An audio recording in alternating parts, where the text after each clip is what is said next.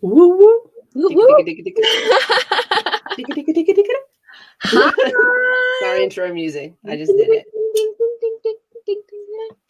I don't know. This is why I'm not mixing the music. We do have somebody mixing the music. We'll talk about it when people come on. I am not mixing the music. We got lots of stuff to talk about when we get some folks to come through. Happy 2022. Welcome, Happy welcome, 2022. welcome to all that are joining in today, January 10th, 2022. It's our first show of the season 2. It's our 1-year anniversary. The 1-year anniversary. Holy cow. We did it. We made Holy it. Cannabis. Holy cannabis. Holy closet. We're going to try to do it better this year. We are already doing it better this year. We do it better every episode for sure. We learn something new. I'd say. I think we set our goals to come into this show, and some things are just out of your hands and you got to let it go, but we're working. Yeah. You just need me to take just like a deep breath, like, yeah, whatever about this not controlling things. Sure. That doesn't make me feel comfortable at all. You're controlling the not controlling. Yeah. Definitely that. You're in control of not being in control. So if you're joining us live, thank you. Say hi in the comments. This is the Cannabis Closet Potcast with Canna Queen and MJ. I am Canna Queen. This is MJ. Whoop, whoop. Happy 2022. Welcome to the show. So happy to be back. I wasn't sure if we took a break when we were getting ready to start. I got nervous today. I wasn't nervous until literally at like 4:19 and 40 seconds when I was like... And then it was like, what do we do? Have we ever done this before? Never. Not for this year. That's true. I've been staying like low profile on the social medias lately too. Which is probably the adverse effect that I think we're supposed to do when we're promoting a podcast. But that is also kind of the way my brain operates. I have to stop doing something before I start. I don't know. It's a whole explosion. You have to stop it before you start it. Yeah. So I have a couple of projects that I'm working on though that have to put me right in contact with social media. So I got to get on the ball about that because it all kind of fits into our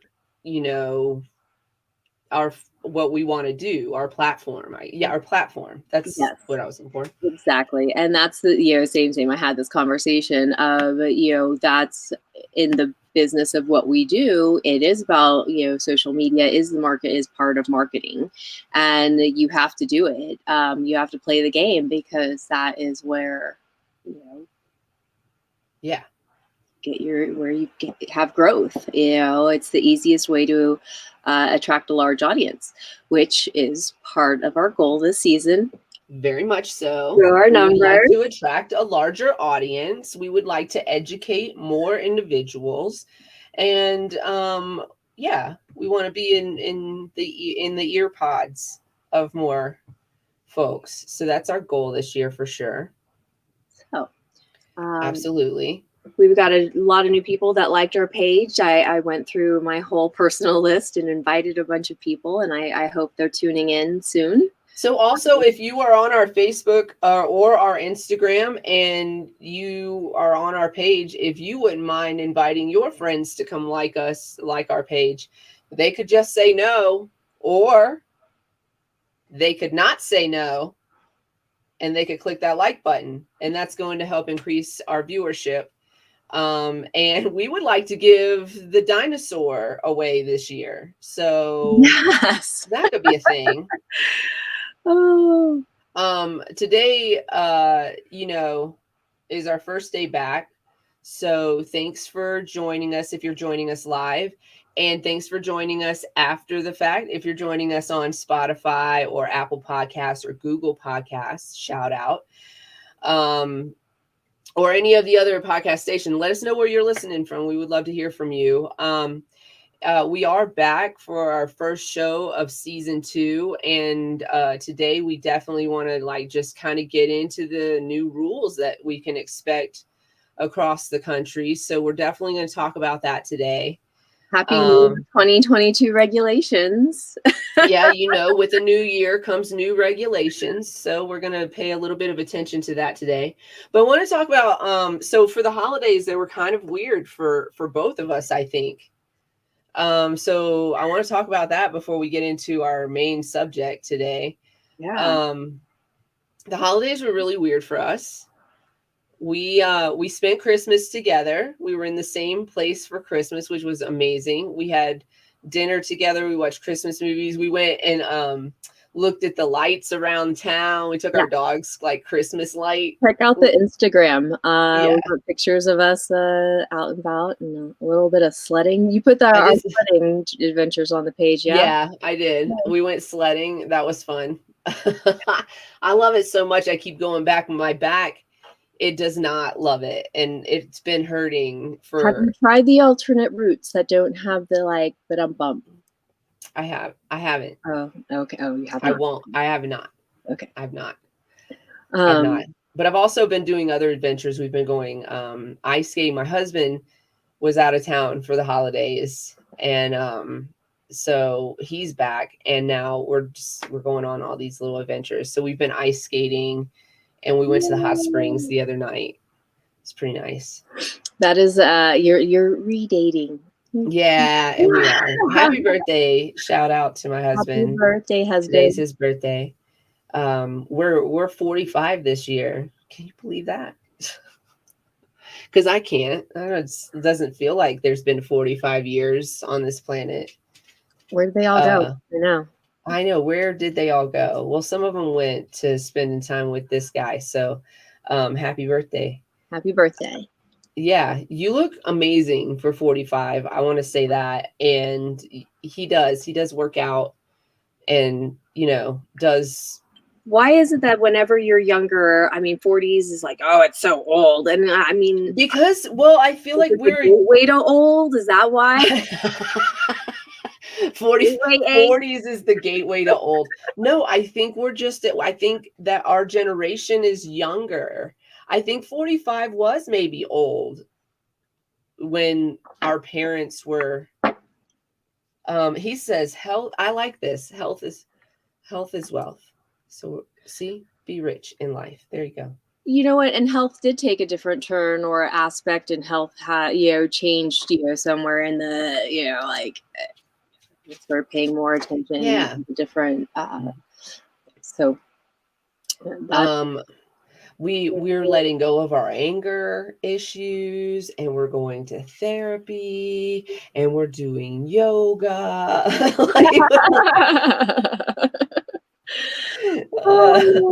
So I don't know. I was talking to somebody the other day about this. I do pop-ups for Eureka. Shout out Eureka Vapors. If you're in Colorado or California, go by your local dispensary and see if they have Eureka Vapors, Eureka products. If they don't, ask them why they don't. Get them on the shelf. It's really great stuff. I really liked this product before I started repping them. So repping them is just like awesome.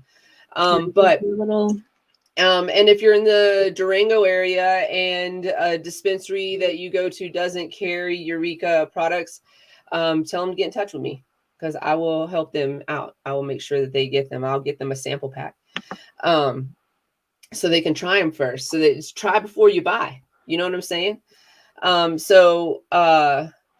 Yeah, we've been very active. And we stay very active, and I think that's part of it too. Is we're just like we're moving. Maybe we're just seeing the best of us represented. Well, I would say my majority of my friends haven't aged, or we all kind of look like we're still hanging out in high school to a certain degree. A little bit of maturity on our faces. A lot of my friends have children. I don't. But it's not maturity. It's disappointment. I think that's what you see on the face. Just like we look really young, but we look like we're like really disappointed 30-year-olds. Like Like we already been through it, 30-year-olds. Yeah. Yeah. Schmooks, what's up? What's up? Happy New Year, baby. What's up? And Miss Audrey there, I see you. Thanks. Yes, Audrey came in real early. She's been with us since the beginning of the show. And thank you to our regulars. Welcome back. Happy New Year. Happy New Year. Happy 2022. Did you, we didn't do a whole lot of gift stuff because it was just like a weird and off. He said, speak for yourself. I'm not disappointed. It was just like a weird and off Christmas and holiday season. Yeah, it was unplanned, unexpected. What's up, Cody? Cody. Yeah, it was actually quite unexpected, right? I kind of expected to be alone for the holidays, and then some of the travel plans kind of got kerfuffled. Yeah, I didn't expect to be a white Christmas, but though oddly enough, again, talking to the universe and such, I was like, bitching about not ever being in Colorado, for a white Christmas. And, even though a couple years ago we have been, and, for the past couple, but, you were going to be in Florida so long, and you were going to have like a sunny Florida, and then lo and behold, everything changed. And yeah, I did not go to Florida. My sister did. She came to Durango, and we hung out. Yeah, down in Durango. It was awesome. The drive was beautiful. I did it in a rental car. That's something that happened after our last show and before the new year.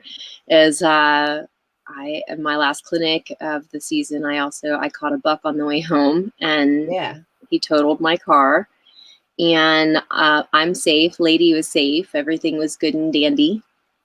For the car. I mean, the car made it home, even because there was no way where I was at.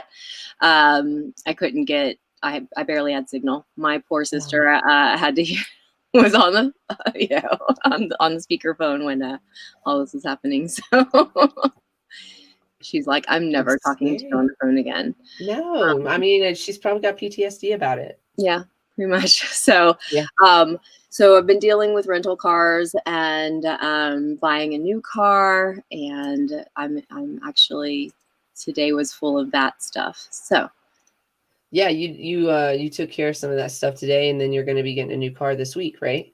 It has to be tomorrow. Like that's my deadline, right? Yeah. So tomorrow, put your good energies out there, everybody, that she finds an under budget car, because that way, she's a little extra other things. Under budget, good engine, good tires, good brakes, tow package. I would like to be able to tow my Scamp. So those are the things I've been saying as I was driving. Put it out. You never know. You can always find like these crazy good deals. Some people tell me about some of these crazy good deals they find. I'm like, how? My roommate, right before I left, she's like, I'm going to go buy this Ford. Do you want to go with me to check it out? And I didn't end up going with her.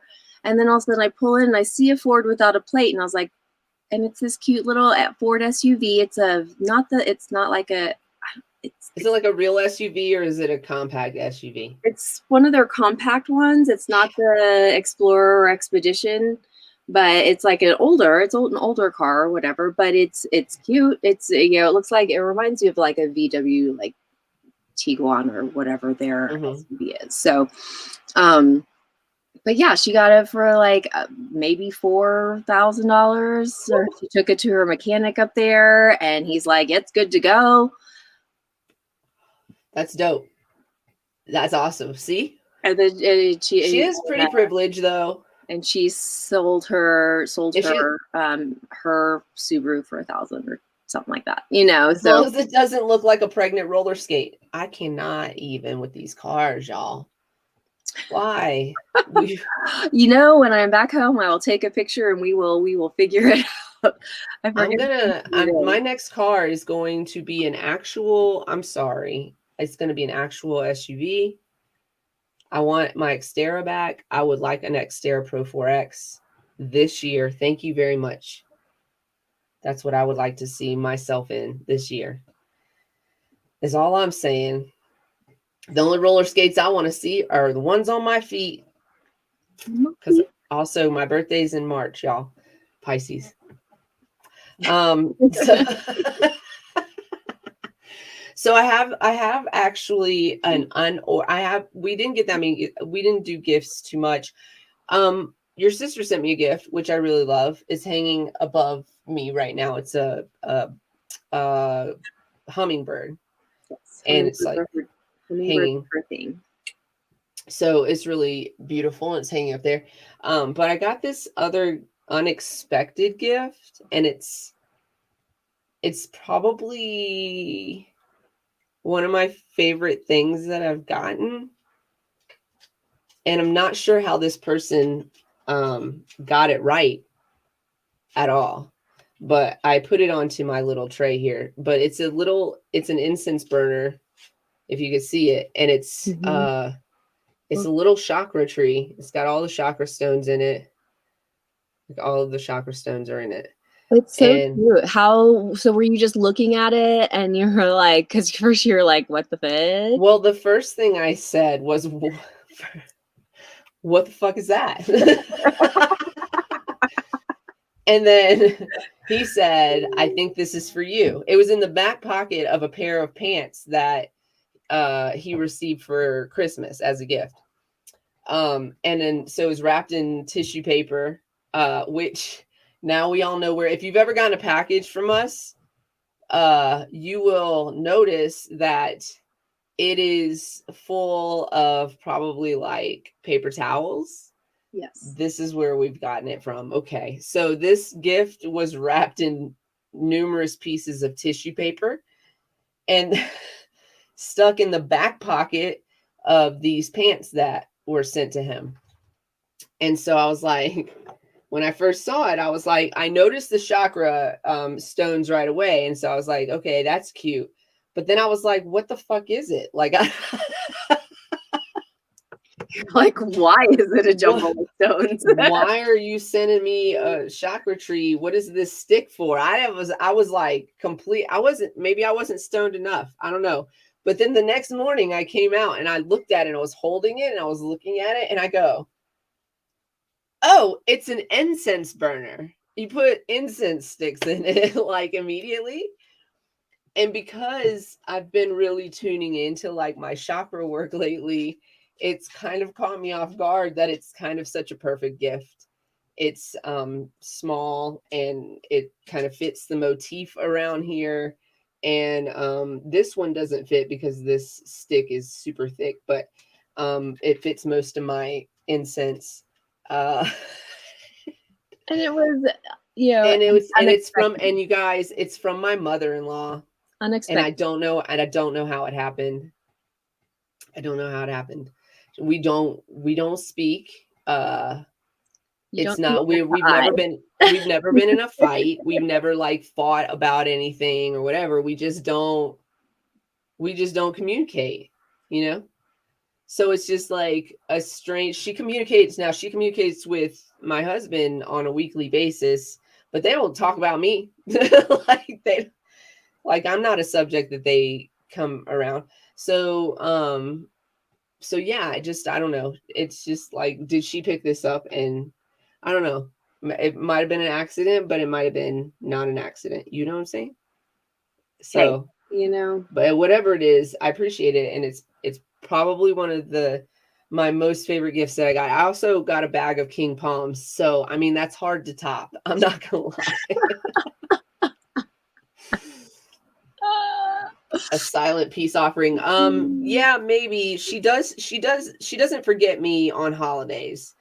So Christmas, she doesn't forget about me. Although this year, my main complaint is that I'm so mad about it. Can you tell? She did not send the cookies that I like. She didn't send the cookies that I like. So I was upset because she sent a bunch of dark chocolate and a little bit of milk chocolate. And then this next box that had this in it had a bunch of dark chocolate in it. And I was like, she didn't even care. And then that thing came out of the pocket and I was like, what the fuck is this? Like so cynical, my cynical self.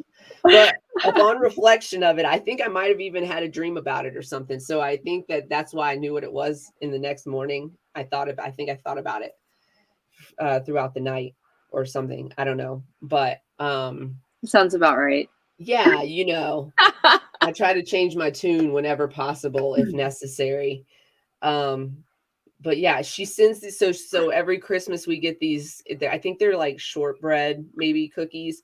They're like thumbprint cookies, and then she puts these different jellies in them. I'm sure that I could probably make them myself if I really had. It's something about cookies that are made by like there's something she puts in it that I don't have probably, and right or whatever. Yeah, she got not the cookies. Yeah, so the cookies weren't in the package. I was upset, and then also she always sends tamales for Christmas, which we love, but also I'm a fan of I think she sends like there's a beef tamale that she sends that I like, but I don't like the ones that the flavors that she sent was like a sweet one, and then the mole it's okay, but it's not my favorite, so I just let him have them. But she sends these other ones that are also so I didn't get my favorite tamales or my cookies this year. I was super upset about it. But look, I got the chakra incense tree. So there's something there. There you go. I was like, is this on purpose or on accident? I don't know. On purpose. Listen, I don't know. This is our first day back, so we do have a goal of increasing our numbers, but I don't know how soon we're going to meet that goal today, because some people might have forgotten that it was our first day back. We try to announce it a lot online and stuff, and we're going to be a lot better about those things, because except for we are totally social media non-existent during the holidays. Except we haven't been better. I said we're going to be better. It's the 10th of January. We have not been better. We've had 10 days to be better. We're going to work on it, though. We're going to try to put it into our schedule and like follow the schedule. Like when we see it on the schedule, don't just skip over it like as a last resort. Not just ignore it. I'm going to write it down in pencil, because for me that means like it's not just penciling it in. It's actually like imprinted on my brain that I wrote something down. Yes, exactly. I have this like a really elaborate calendar right now, because we're running so many companies right now, which we're going to tell you about one of them shortly, but we're running this podcast underneath another company that we are working on a product launch with, and another company that we are working on education with. So yeah, there's a lot going on, and we both have these elaborate calendars, but we're going to do our best and try to post more. But having said that, I wish I knew if Nexus was here. Does anybody know if Nexus is here? He usually puffs in, so he's usually here. Can somebody go get him and make sure he's here for what I'm about to say next? Because I don't want him to miss out on what I'm about to say next. And if you want to leave because you find our banter boring, well, I got news for you. You're leaving way too early. Just somebody go get next. Because we're not boring. We're not boring. We're hilarious. Talk to us. Like we're here. We're reading comments. So here's the thing. Let me see if I can pull this up on social media, because that's where I saw it. But I lost the post. But I remember the post. It's not hard to remember it. So okay. Okay. So y'all, this one, are we going? Oh, we're I'm gonna tell this story. I'm gonna tell the story that I read. I'm trying to find the thing. I don't know where I saw it, but I feel like it was on Facebook. Y'all, Drake might be getting sued by a lady, which I'm not sure if she has grounds, but okay. Okay, sorry. I'm trying. This is a good one. Drake might be getting sued by a lady. I don't have names because I cannot find the post. But what had happened was Drake might be getting sued for putting hot sauce in a condom. And so what had happened was he was getting down with a lady and a model. Yes. And also they had a great time and everybody got, everybody climaxed. Got it? Yes. So first of all, in the story, it said that he made sure to get full consent. Like he was like, hey, you want to like fool around? Like you want to have sex? Like he was very clear about what his intentions were or whatever. So he like repeatedly, say that again. This article I'm reading goes into detail. Oh, so let me tell what I know and then you go with the article. That's perfect. Okay, great.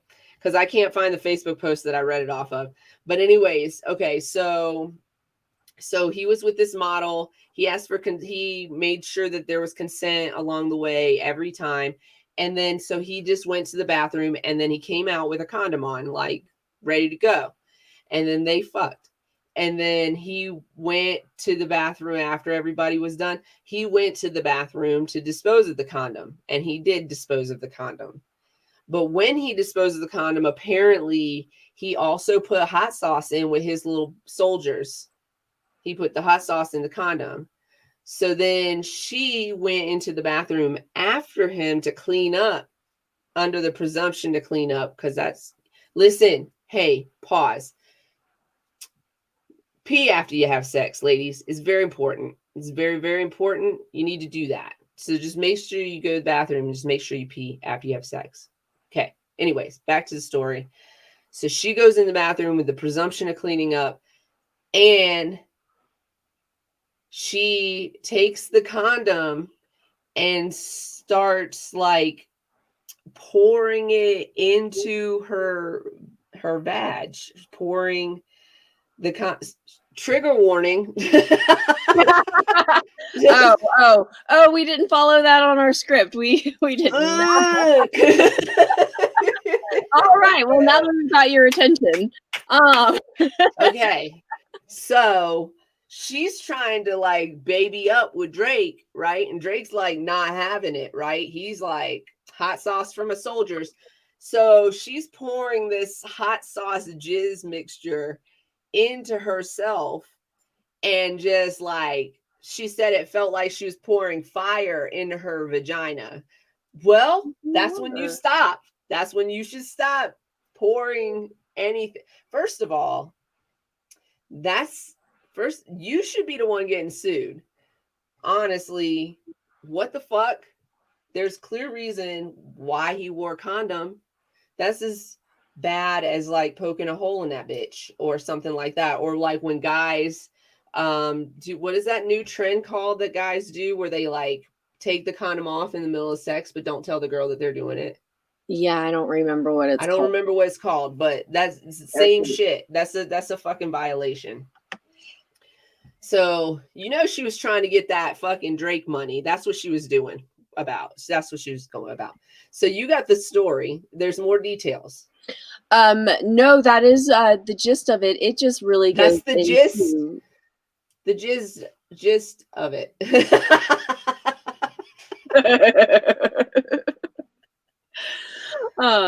What's wrong with me? But it says all those things, but she goes into detail of how long and thick he is.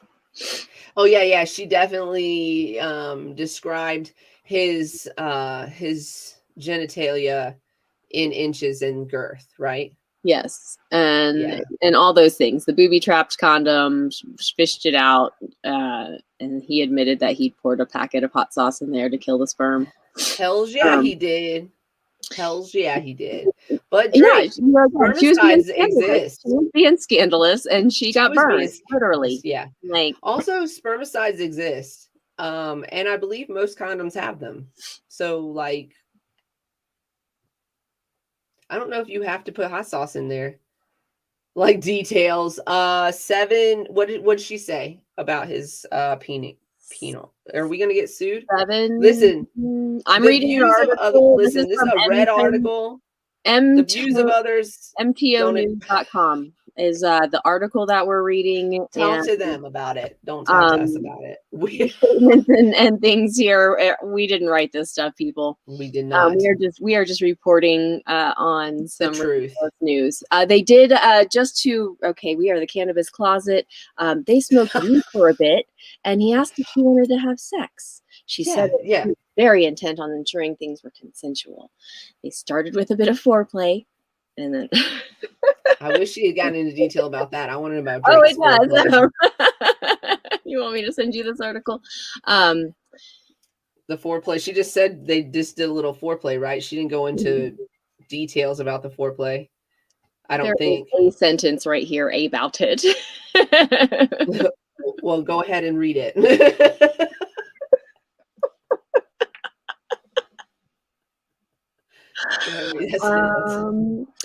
He said he rubbed and sucked her titties for a bit. Oh yeah, that's right. Then he went to the bathroom and came out with a condom on. She said he is about 7 inches thick and cut. 7 inches. Just like total. I mean, they're word for word in it. Yeah. What she wrote whenever he mostly hit it from the back, and eventually. Like, talk about his stroke game. What is going on, lady? You are not. There's none of that. She does not go into that. She does not deserve Drake experience. 20 minutes. She got him for 20 minutes. Listen, let me tell you something. I will never sleep with Drake, but if I ever were to sleep with Drake, let me tell you something, ladies. I will tell you exactly what it was like. I will give you the intimate details. I will not skimp on any of those things. And apparently, that's probably why I won't sleep with Drake. Of her burned potty cat is what this article said. So, I feel like she might have deserved it. Going viral, yeah. Like, again, instant karma there, darling. Doing something that he is exactly trying not to do. Like, we are talking about Drake trying not to be a daddy. He's trying not to be a daddy with just some rando model that he was with. So he poured hot sauce in his jizz juice, and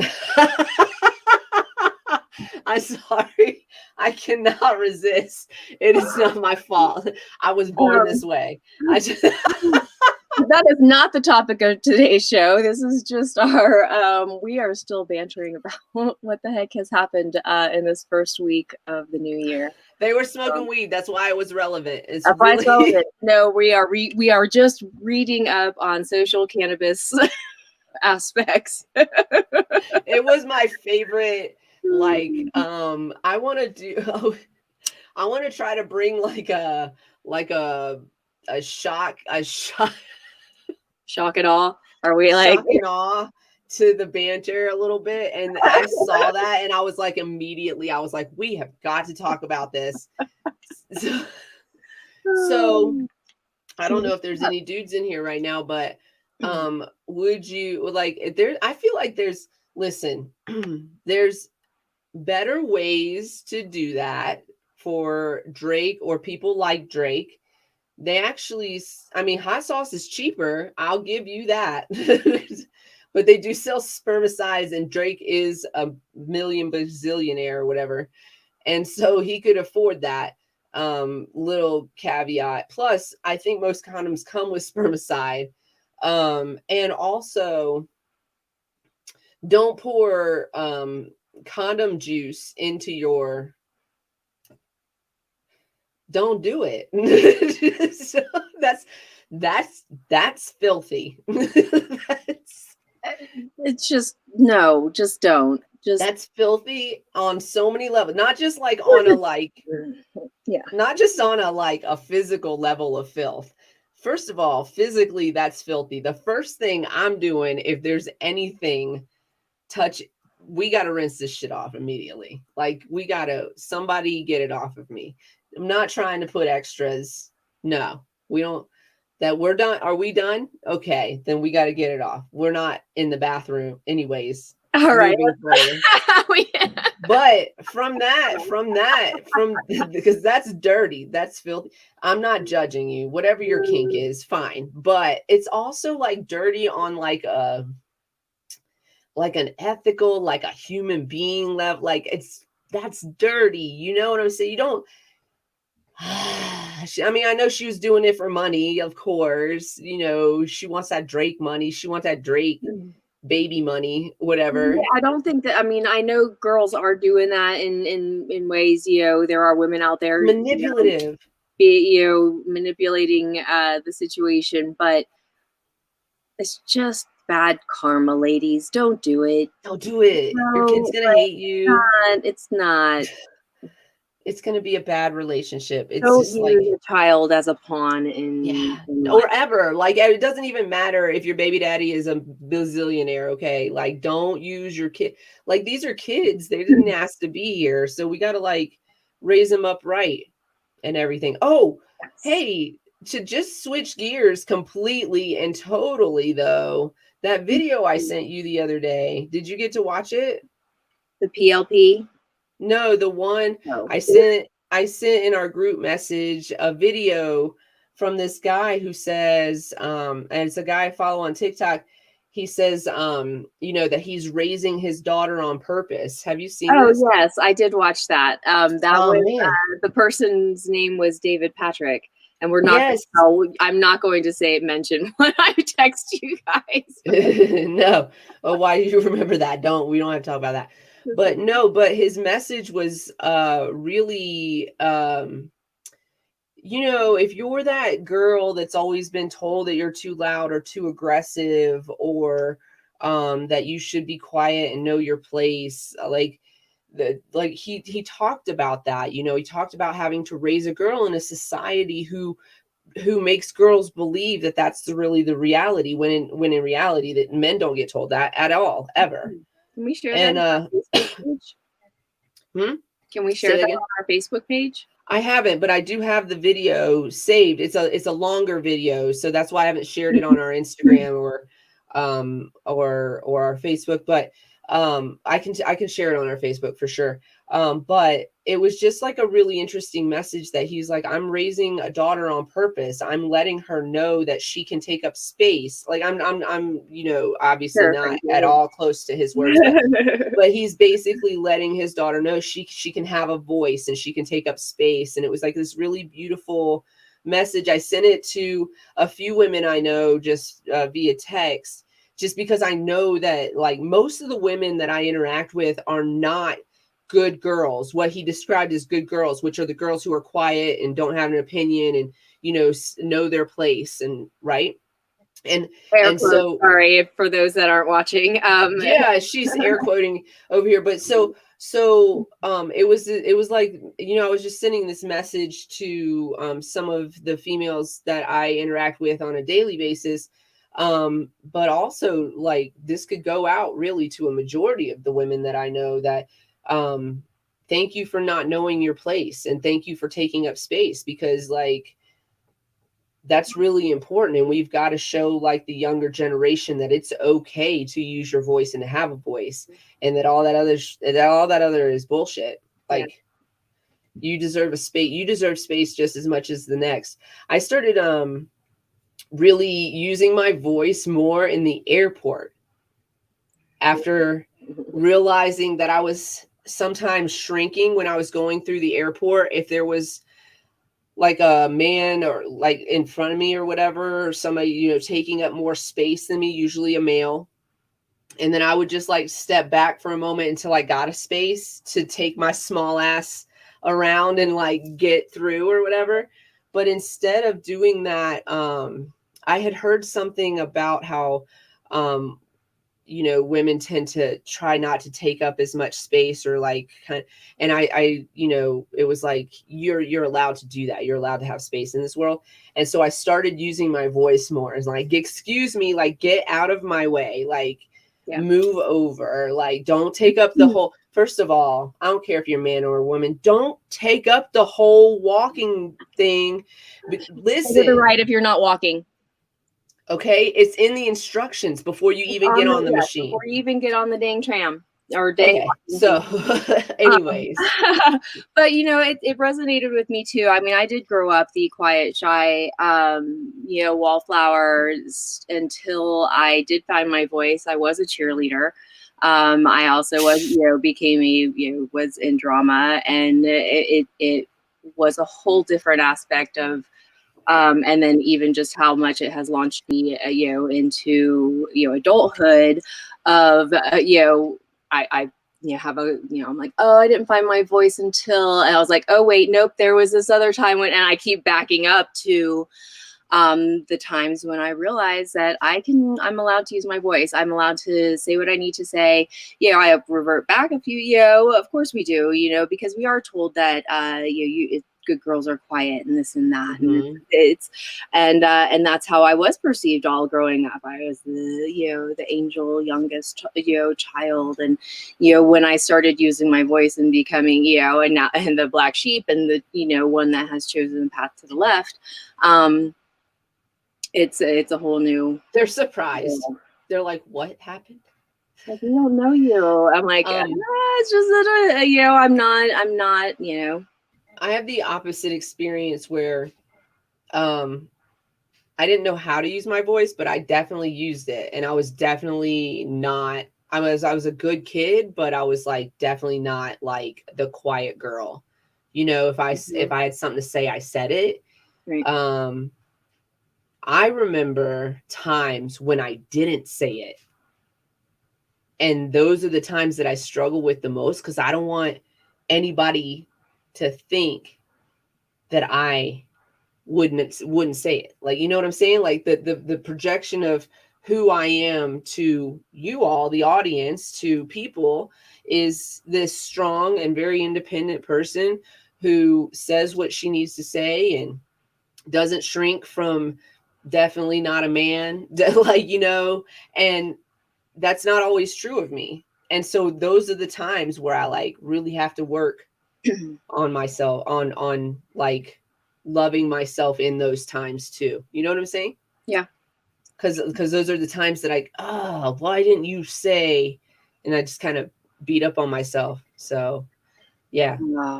Yeah. But don't be a good girl is what we're saying. Like, if you don't want to be a good girl, you don't have to be. Use your voice. Say what you gotta say. You want to be. Yeah. Live unapologetically. Everybody. Within reason. Within reason. I mean, or don't be an asshole. Or without reason. Actually, there. Not within reason. Don't be an asshole. Live unapologetically. Be a good human. Don't hurt people. Understand the consequences of your actions, and remember that we're adults here. And so if you do it, just know that there's consequences. If you are going to pour jizzy sauce into your canal, there could be repercussions of that. Also, could you imagine the legal the fight that would have ensued? There's no way she wouldn't have gotten anything for that, because that's like entrapment or something. Yeah, I mean that's exactly. It's like it's a dumb plan. You can't do that. You can't do it. Don't do it. Don't do it. Don, what's up? Sorry, it popped in here a minute ago. We're getting ready to start in on our actual topic of the day of our Happy 22 new regulations. New regulations in 2022. Why don't we all take a big ass puff, because puff. We're about to delve into the fun stuff. We touched on this at the end of the year, right before as we were kind of ending. We mentioned new things that are happening around the nation, around the state. So I think we have a few outside state updates, and then we were going to jump into Colorado. Yeah, because Colorado's got some crazy ones. So yeah, we'll do We're just a little off. I'm just asking you in the middle of the show because I don't know when else to ask you, but would you like to run those ads after we talk about the states and before we talk about Colorado? I feel like, yeah, we should do it Okay, afterwards. cool. And we didn't, I don't know if there was anything making you mad today, but we can, maybe hear at the end. Well, there was. Probably by the time we're done with what our topic, you're going to I'll be upset. It'll just be in a full-on rant. This is what real life is like. We had 2 extra weeks to plan. So we're a little, but hey, listen, we got show notes and we know what we were talking about today before today happened. Alarms. We're not missing. We're not. We're good. Okay, so Florida newly enacted rules permit the sales of cannabis-infused edibles. State regulators have enacted emergency rules, which were set in place previously. They've enacted those rules that for the first time oversee the production and retail sale of cannabis-infused edible products to qualified patients. The rules enacted last Wednesday take effect immediately. I'm sorry, they just enacted these rules. So we're going to see how this plays out and whether or not they're going to be permanent rules. They enacted these rules on Wednesday. They take effect immediately. Infused products produced in accordance with the new rules cannot be designed or marketed in any manner for children. So they can't be in the shape of like gummy bears or anything like that. They have to be really indiscriminate shapes, like little gumballs or pucks.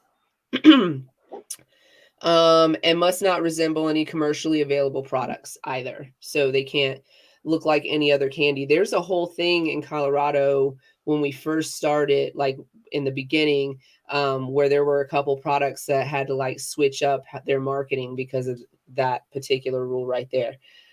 So, that's a common rule with edibles, just generally speaking, in every state. The people who, the companies who wish to produce the edibles have to obtain a MMTC edibles food establishment permit. The MMTC is medical marijuana treatment centers, what they call their spots out in Florida. And so they'll have to get a food establishment license basically to create edibles from the state, which is going to cost them more money. So expect that to come back onto the consumer. And nearly 400,000 Floridians are registered with the state to access medical cannabis under the law, which voters passed in 2016. So look for edibles in Florida. That hasn't been a thing ever. So it's pretty exciting, I'm sure. But also make your edibles at home because it's going to be cheaper. Trust me on that. I still don't think they still can't grow, right? They still can't grow their own, and can they? They still can't grow their own, to my knowledge, but they could buy the flower from the, they could buy stuff from the dispensary, or oils too. They could buy oils from the dispensary too to make their edibles. Right. So that could be a workable solution. Those edibles are going to cost y'all, but hey, you're getting them, and that's a step in the right direction. In Washington, a new rule expands the pool of those eligible for marijuana business licenses. So this new rule took effect actually last year before the new year, and it expanded the pool of applicants eligible to receive licensure to participate in the state's legal marijuana program. Under the new policy, those with either a felony criminal record or multiple misdemeanors are no longer ineligible for consideration to get a license. So they can still get a license. Oh, I'm getting these stories from Normal, by the way, NORML, to throw credit. So they can, if somebody has a felony criminal record or they have several misdemeanors that used to prevent people in the state from being able to run a business in the state. And now this rule is changing it. House Bill 1443 is the approved House bill. It's prioritizing efforts to strengthen social equity within the state's legal marijuana industry. As we know, the war on drugs affected most communities of color. And so a lot of people in those communities may have a past felony from a low-level cannabis crime or drug crime in general, nonviolent drug crime. And those individuals have in the past been unable to participate. We know that Black and brown men are disproportionately arrested in just about every crime and jailed over white men, generally speaking. And that same statistic stands between women, Black and brown women, and white women as well. So this law passing in Washington is going to open the door for more individuals who have a felony that they have not been able to get expunged or from a past history. That's pretty good. Pretty good news. I'm gonna skip this one. This one's Colorado, so we're just gonna skip over it. I'm gonna drink some water. Everybody hydrate. Hear me over here. I have like a sneeze sitting on my nose like for the past like 10 minutes. I muted myself thinking I was going to sneeze and I haven't. It's just like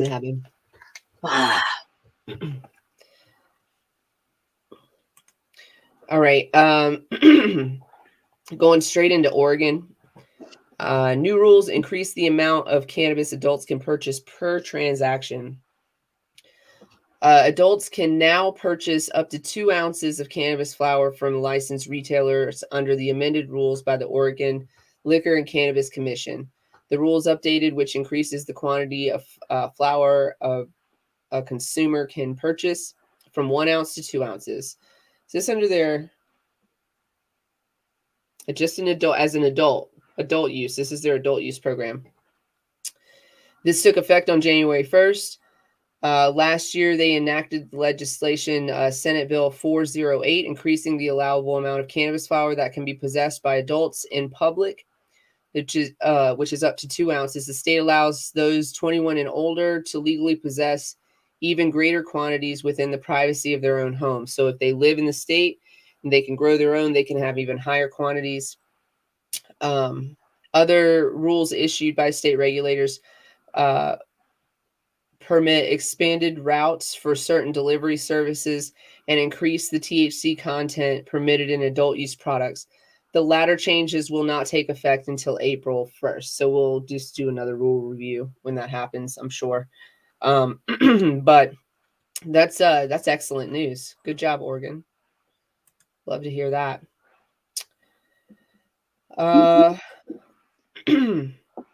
Montana, licensed retailers can begin providing marijuana products to adults on January 1st. Voters passed a pair of initiatives legalizing adult use market in November of 2020, but they didn't have any provisions for regulated market. And so these regulations have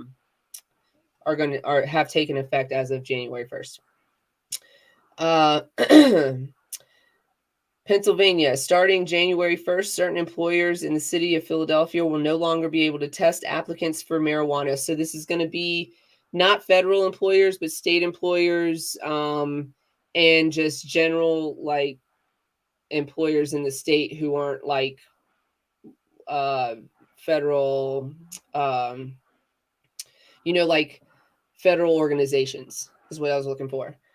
So as a condition of employment, they won't be able to test any longer. Also, if your job is a safety job, then this doesn't apply to you.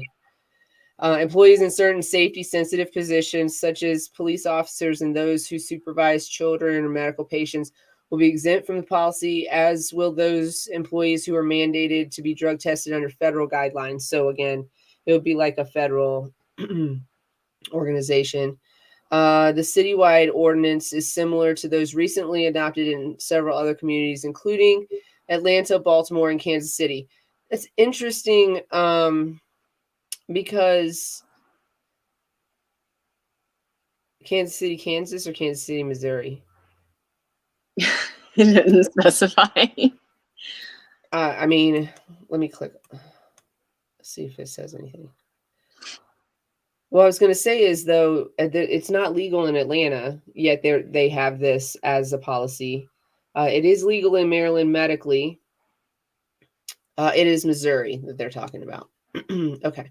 So just to clear that up, it is legal in Missouri as well, but it's not legal in Atlanta. And so that's interesting that they've adopted that. It's limiting employers' ability to conduct suspicionless drug tests. So if there's no reason to conduct a drug test, you can't just do randoms, basically. Just if there's if there's no evidence to support the claim that those who consume cannabis in privacy of their own home away from the job pose a unique workforce safety threat or risk. So that's what they're saying. That's the policy they're standing behind.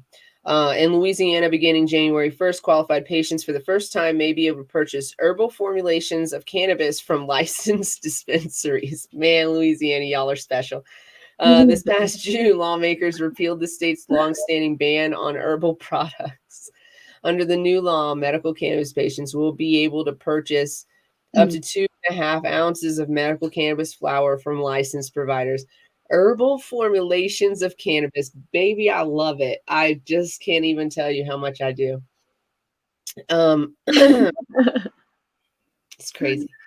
California healthcare facilities in 2022 must permit end-of-life patients the ability to consume certain cannabis products. Under Ryan's law, which was signed in September, it provides for terminally ill patients to use medical cannabis within a healthcare facility. The proposal prohibits patients from either inhaling or vaping herbal cannabis products and restricts the use of any forms of cannabis in emergency rooms. So it would be like edibles or oils, basically topicals, transdermals, but no inhaled products.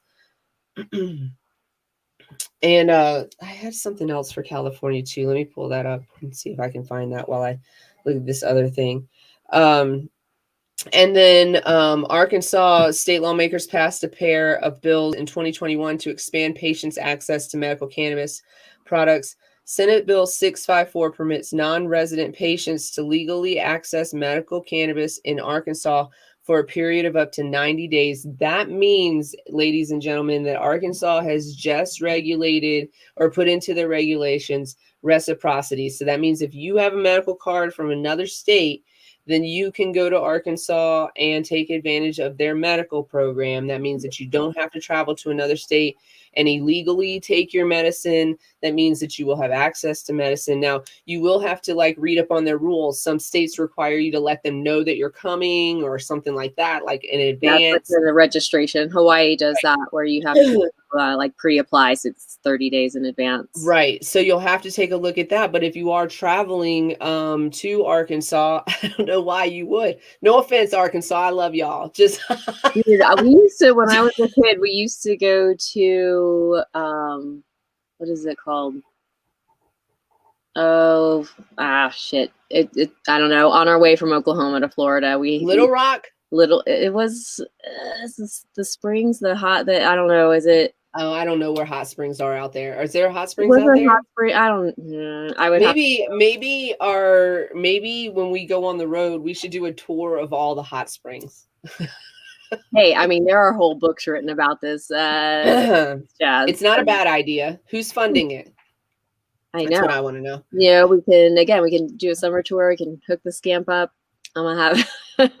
Yeah. Okay, let's do it. Listen to us making plans. Eureka Springs. Thank you, Kelly. We would drive through. Thank you. Yes, thank you, Kelly. Springs. Oh yeah, she's in Oklahoma. Yeah. Okay. So, grew up in Broken Arrow, and we would hit Eureka on our way down to Florida. Nice. So, and it was a good time, as a kid. So I don't know. As a kid, of course. I mean, it would be a good time as an adult too, I would say. It's just, Springs. Right. I dipped candles or something, some kind of. That's what I remember. She said, "I love that place." Shout out Eureka Springs. Okay. And then so yeah, you can get a medical cannabis license in Arkansas for up to 90 days while visiting, which most people are not visiting for more than a few days. So just 90 days is pretty generous if you're going to set a limit. Some states don't set a limit. They said, come use our medical program. But If you're going to set a limit, that's a pretty generous one. Also, Senate Bill 703 amends, this is also in Arkansas, amends the Telemedicine Act to allow telehealth. This is going to make you mad. Sorry. To allow telehealth certifications for patients seeking medical marijuana access. Both laws took effect on January 1st. Colorado, what are you doing? Good job, Arkansas. Good job, Arkansas. That's great because, we had implemented in Colorado, we had implemented telehealth for COVID reasons. And then recently, even though some places are it's 420 on the West Coast. It's 420 on the West Coast. It's 420 on the. Okay, where's my joint? Check. See, I have a full. My notes. We have show notes. See, this is one of our steps to greatness is having our show notes. Look, I'm almost done with this, talking about this too. So that was like perfect timing. We did that great. The thing, California is also allowing both in-state and out-of-state patients can receive medical marijuana card as long as they meet qualifying conditions of the state of California. So if you are qualified to use medical cannabis from your state, Colorado, and your medical qualification meets the state qualifications in California, which I think are pretty vast. So you have a pretty good chance of getting in there. Then you can use your medical card. And so it wasn't like that before. And I know this because we traveled through California and I had to use their adult use program when we traveled through. And now I could use their medical program. That's excellent. Yeah. And as it should be for, it's not like we. Yeah. Craziness. So let's bring you an ad. Exactly. I was thinking that. I was just thinking that. That's exactly where we should put that ad. So today's show is brought to you by CQ LLC. CQ LLC is a cannabis consulting business run by two beautiful women. You see us? This is us. Oh, I did it for the first time. I did. I got it wrong. I did it. So this show is brought to you by CQ LLC. CQ LLC is a cannabis consulting company run by women. We are here to help you with your licensing needs. We're a hands-on company. That's what makes us different from other companies. A lot of times with dispensary consulting, you don't necessarily get somebody that's in there and like showing you the ropes. You get a little guidance here and there verbally, but we're going to show up and be hands-on with that. Also, CQLC was just recently approved for responsible vendor training in the state of Colorado. Mm-hmm. Responsible vendor training is going to be a required course for delivery drivers and hospitality workers in the cannabis industry in the state. And so, yeah, we'll be able to provide it online or in person. So I'm pretty excited about that. It's pretty exciting. Our team collectively has over 25 years of experience in the cannabis industry. So we're going to be there to help you out. We've made some of the mistakes that y'all are making out there, and we can help you correct them pretty quickly. So that's what we bring to the table.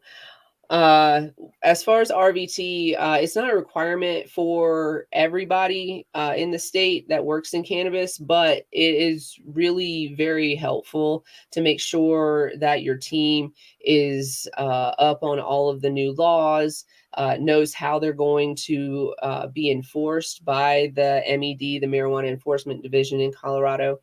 So it's really important to take this course or have individuals take this course.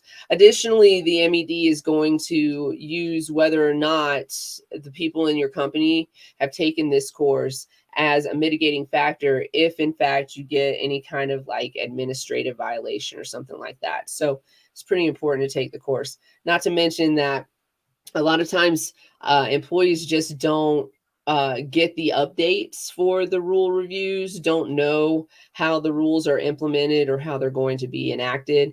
And so you go through that training and we step by step it. And then they're going to know at the end of the day, they'll take a little assessment to say, yeah, I know this. And then that's a little coverage for your company to make sure that everybody knows what's going on. You're all on the same page. Nobody's breaking the rules. So yeah, that's what we're doing. Yeah. Pretty happy about it. Woo! We're going to get that down to size. I promise you. No, that's great. I mean, that's what we're doing. And just so you guys know, we're always looking for sponsorships. So if you know of a company that is looking to get their name out there and would like to sponsor our podcast, we would love to talk to them, or companies that you think that we might match well with. Go ahead and send us your ideas. We'd love to hear from you. So we're going to get into these Colorado laws because some of them are crazy talk. Yeah. Yeah. Your turn. I know. Let me hit this button again. I'm gonna smoke over here while you get angry. I'm gonna smoke over here too. Let me start from the top. So, kind of just rewinding things that happened in 2021, leading into things that are starting here 2022, things that took effect. So,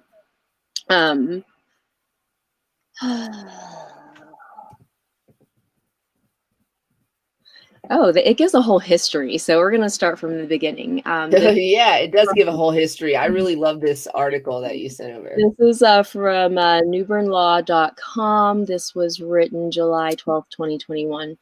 New Colorado marijuana laws effective 2021 by Brian M. Newbern. And so starts off with just the history of Colorado. With the reputation of Colorado being progressive in regard to marijuana laws,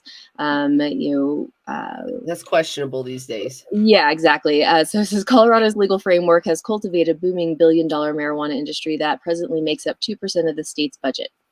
However, like all other states, Colorado did not begin with an accepting view of marijuana usage.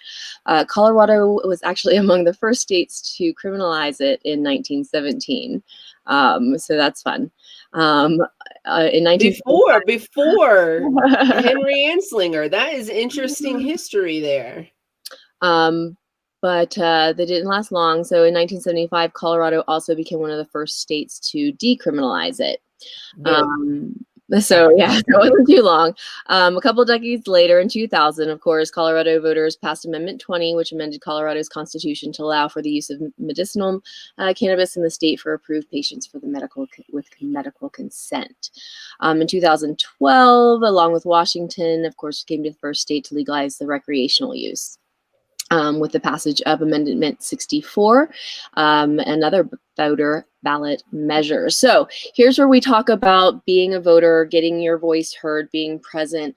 Some of the things that we're getting ready to talk about, regulations, they have been made in regard to what they're saying is, looking at a certain age range and yes, educate, but it's really, I don't know. Okay, we'll get to that. Sorry. Back here. Back to here. State licensed retail sales commenced in 2014, creating the industry that is readily recognizable in Colorado today.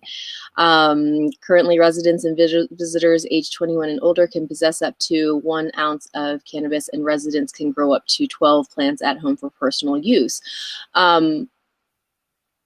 They upped that to, and it goes into this in a minute, but Paulus did up the adult use purchase amount to 2 ounces in May of 21. So the new law is effective in 2021. So here we are caught up today to that we have this medical and adult use market. What's the difference? Taxes and regulations. Lots of taxes.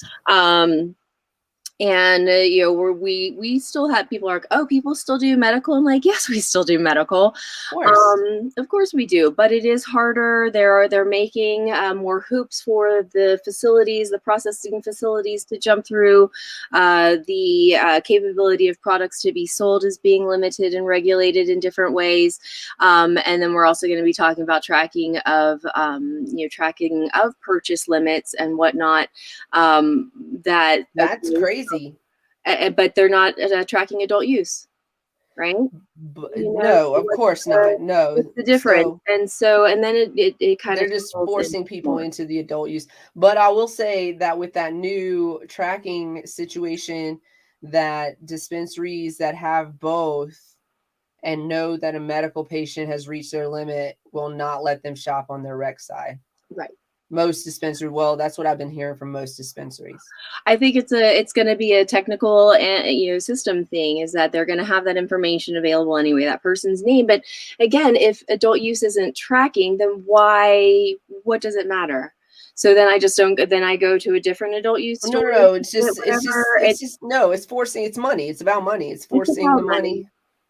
Listen, if I'm devil's advocate here. I don't think, first of all, our limit is decent. Okay. We have a decent limit. It's 2 ounces. It should probably be more. Generally speaking, there are people who use their cannabis to create edibles and things like that, and oils for themselves. If you're making Rick Simpson oil, you definitely need at least 8 to 10 ounces. So, having said that, a lot of states have implemented this communication within their system so that they could keep track of the medical patients' daily limits. So you can't do that. You can't store jump. Colorado's just never had that. So it's like a little bit of a doozy for us to be like, oh shit, they're going to be like, you can't go to that other store and buy 2 more ounces. Most of us don't do that. And this is I haven't, talked in the sense of the technology, but we want to do a show about this and, what are the tracking systems? So they are required to have these different systems, seed to sale tracking systems for medical. Yeah, Colorado's made it difficult because not everybody's required to be on the same seed to sale system. Right. But there's a metric system that all goes back to the state. So all systems have to play friendly with the state system. And so again, the bud tender's job just got harder for sure. It's like, say, again, they have to be very wary of IDs and fraud. And it's not even that. They have to report every sale immediately. Right.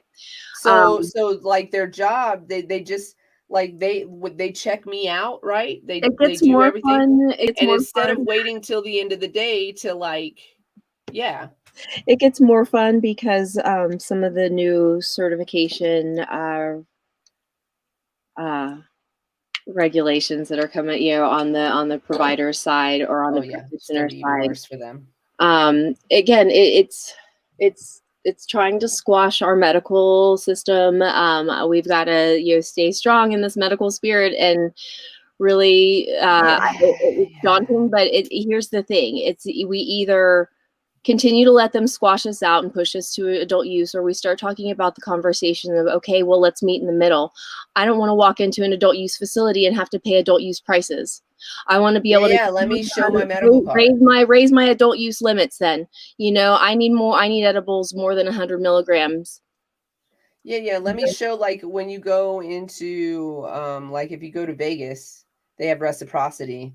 You show your medical card and you have access to their medical pricing and their medical program, right? Right. And so then we merge our systems. It's in our Constitution. We have this right to it. We, need to back up as patients and make this happen again. Set it up there. Voter, vote, and we've watched it get squashed in other states where voters, put something on a ballot measure and got it passed, and the states, squashed it. So let's stand up strong again and prove that we really want this not to die. People need it every day. This isn't just about the tourists and the Texans that come in for their second homes and don't care about the extra taxes they get to pay. They got the money.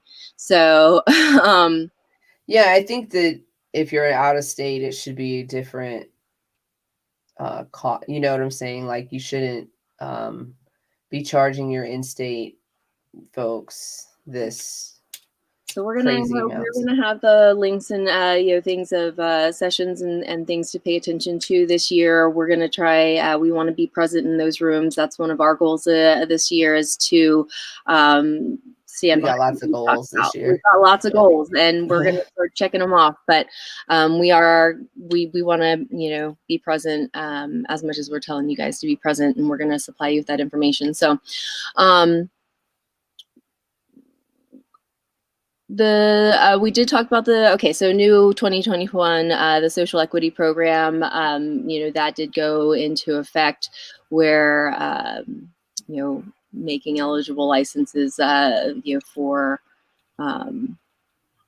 what they're saying, you have to be attached to an already existing facility and get like a co license. I don't know. This makes me uncomfortable. This law makes me uncomfortable, but let's talk about it though for a second. It is, so, a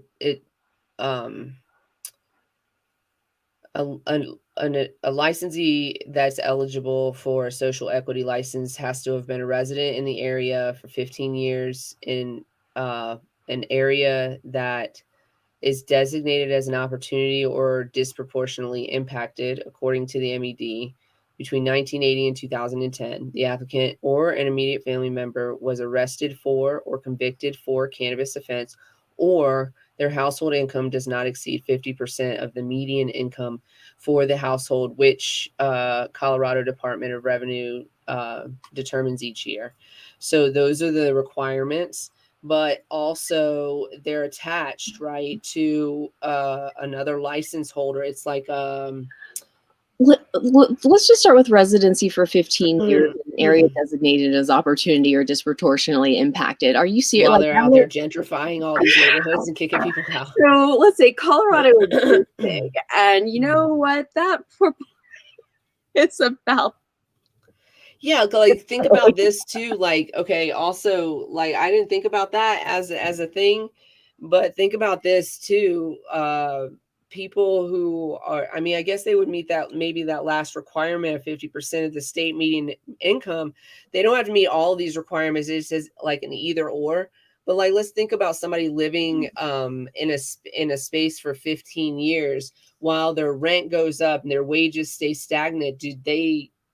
How a lot of people get evicted in those situations, and then they're just moving from place to place wherever they can get in, so yeah, that could be, but it does say or, so there's that, right? If you can demonstrate these things. So yes, but again, why it's limiting, those are very stringent. 1980 to 2010, huh? I guess that's when the war on drugs is considered the time frame of the war on drugs. I would say till now. Till now. Okay. I guess 2010, because we legalized in 2012. So hooray us. I don't know why 2010 specifically, but it seems like a drug war. Yeah, right.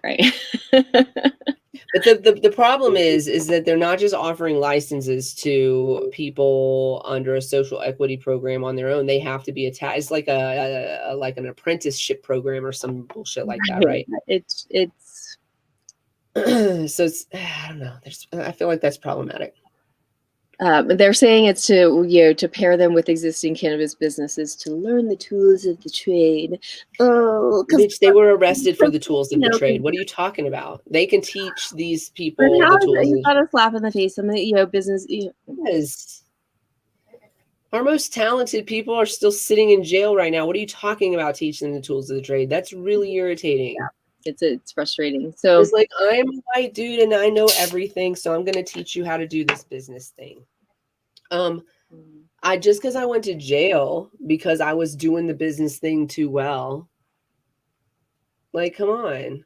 yeah, A lot of our best salespeople, growers. I mean, it's what the industry has been born off of, patients and those, Yeah. to a legal market. Okay, so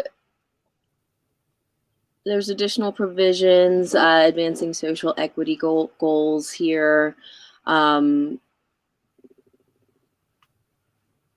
It gives the law gives the governor the power to grant pardons to those convicted of possessing up to 1 ounce of cannabis, which says Colorado Governor Jared Polis immediately acted on this bestowed power, pardoning more than 2,700 people in October of 2020.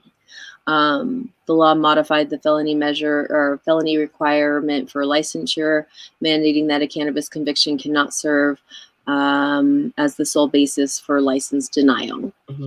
I don't think especially a nonviolent conviction, should serve as a reason for denial. It's bullshit, dude. Despite its social equitable aims, some have criticized the bill for coming too late, as the cannabis marketplace has been established in Colorado for years, making the existing barriers to marketplace entry challenging for socially disadvantaged persons to overcome. I like this gentleman, Mr. New. Yeah. Yeah. Let me let you in after I've already built my skyscraper. My skyscraper is built, but we're having a skyscraper building contest and you can join. What? But you have to rely, we're going to teach you how. And also, you have to build yours in the shadow of mine. Yeah. But it also, they have to have 51%. And it's like, but then you're, let's see. Social equity licensee must hold at least 51% ownership stake in the business that the license is granted for. Okay. Next.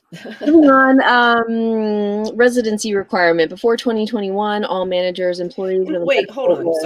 Sorry. This one's a simple one. Can we just make sure that people who were disproportionately impacted by the war on drugs can just get a business? Charge them 50% less than you charge. Your social equity license should be 50% less than you charge, I guess, everybody else. And they shouldn't come with these provisions. And they shouldn't come with these provisions that you have to do it in the shadow of another company or with this other company, like as if I can't run a business because I went to jail. Like, come on. I'm not speaking from personal experience. I want to say that. I don't want to sound like a poser or anything, but like, I'm just like, you know what I'm saying? Like, I don't understand. Like, I know plenty of people who have spent time in jail and in prison who are business minded and can run a business, run circles around a lot of businessmen that didn't go to college like you went to college, that got their degrees while they were behind bars and they taught themselves. And also they have street knowledge. So they just come to the table with that just general ability. And then you're going to say, oh, well, you've been to jail and you've been impacted by this and you're low income. So you just must not know how to run a business since you don't run one, because then you must not know how to make money since you don't have any. What? That's what it sounds like, right? To me, that's what it sounds like. And I just, anyways, okay. That's that. I just wanted to say, okay. This residency requirement is very nice. Yeah, it's quick. Before 2021, all managers, employees of a medical or retail business with a day-to-day operational control had to be a Colorado resident when they applied for licensure. House Bill 20-1080, which was passed in 2020, repealed that requirement. So you don't have to be a resident to do a job as long as you're not an owner. is basically what it said. It means that people who live in Aztec, which is 30 minutes from here, can come here and work and make money if they so desire. Get a license. Delivery services. So this does a CQLLC. This would be except for this. House Bill 19-1234, passed in 2019, created marijuana delivery permits for licensed medical centers and licensed retail stores, allowing these businesses to deliver products directly to consumers. Medical delivery was allowed in 2020, but recreational delivery was not allowed until the start of 2021. So that's starting this year. So 22. We're in 22. I know. Last year was 21. Oh yeah, shit. That was sorry. you. The act gives the state ultimate rulemaking authority over the permit and delivery systems. However, municipalities chose whether to enact the actual delivery systems. Aurora and Denver are the only cities that have approved delivery programs. Aurora decided to implement its delivery program with focus on a social equity applicants. Only social equity applicants will be able to receive a delivery license for the first 3 years of the plan, and the application fees for the delivery license are mostly with a city grant. Deliveries are limited to 1 per day, cannot be more than 1 ounce or 8 grams of concentrate, and cannot be made to college campuses. Permits granted are valid for 1 year.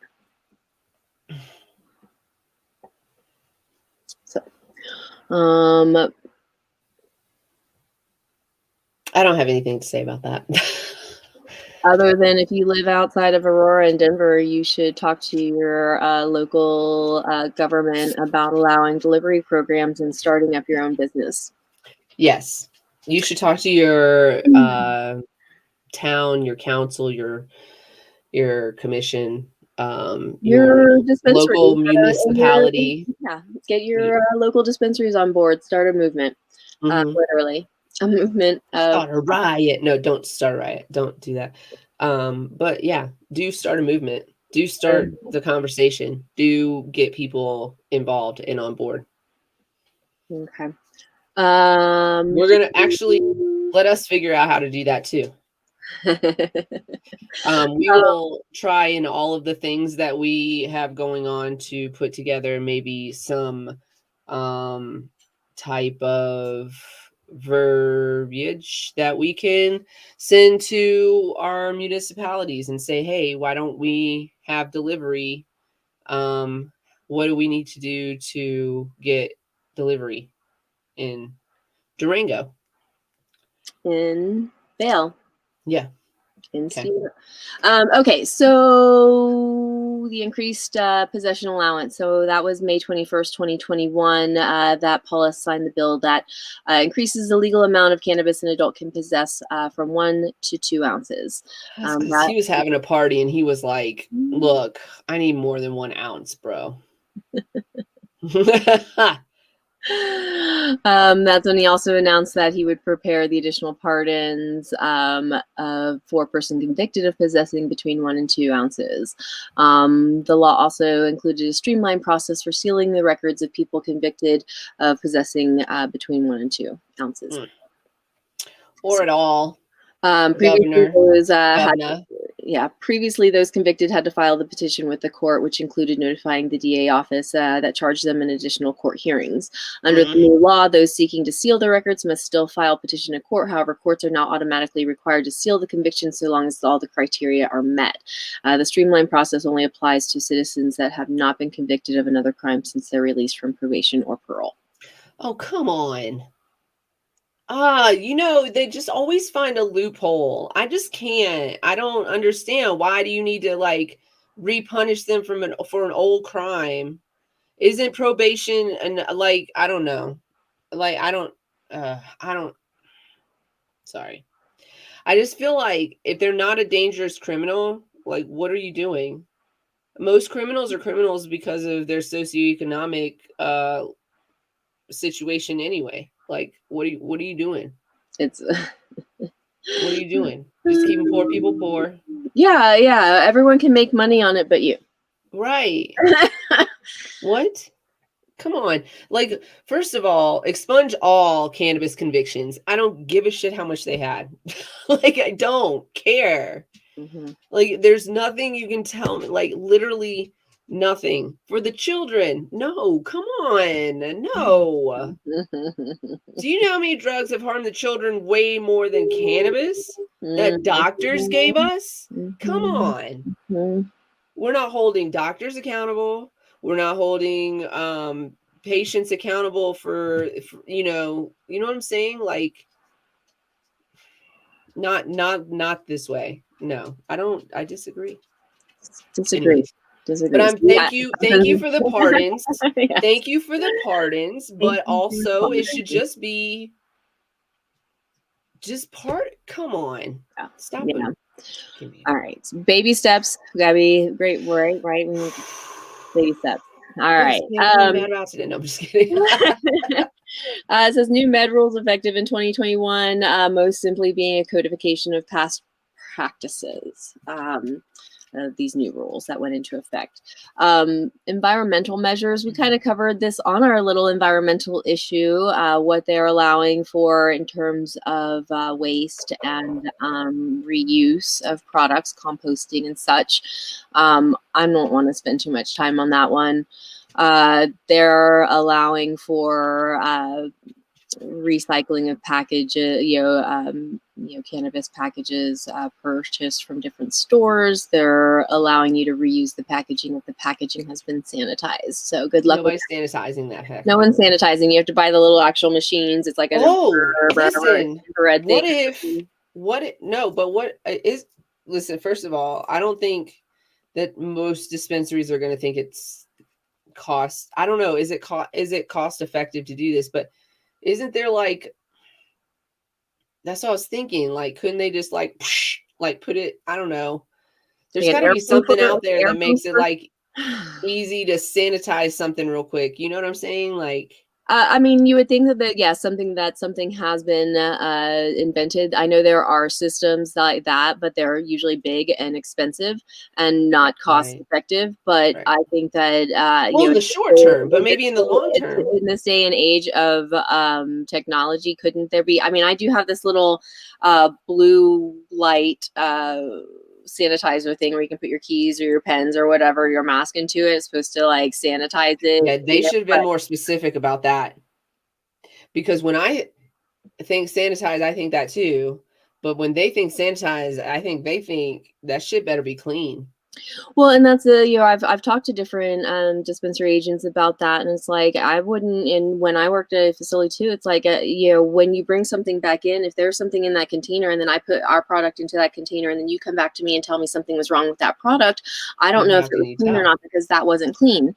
That wasn't a clean, and I think that that's been the barrier there.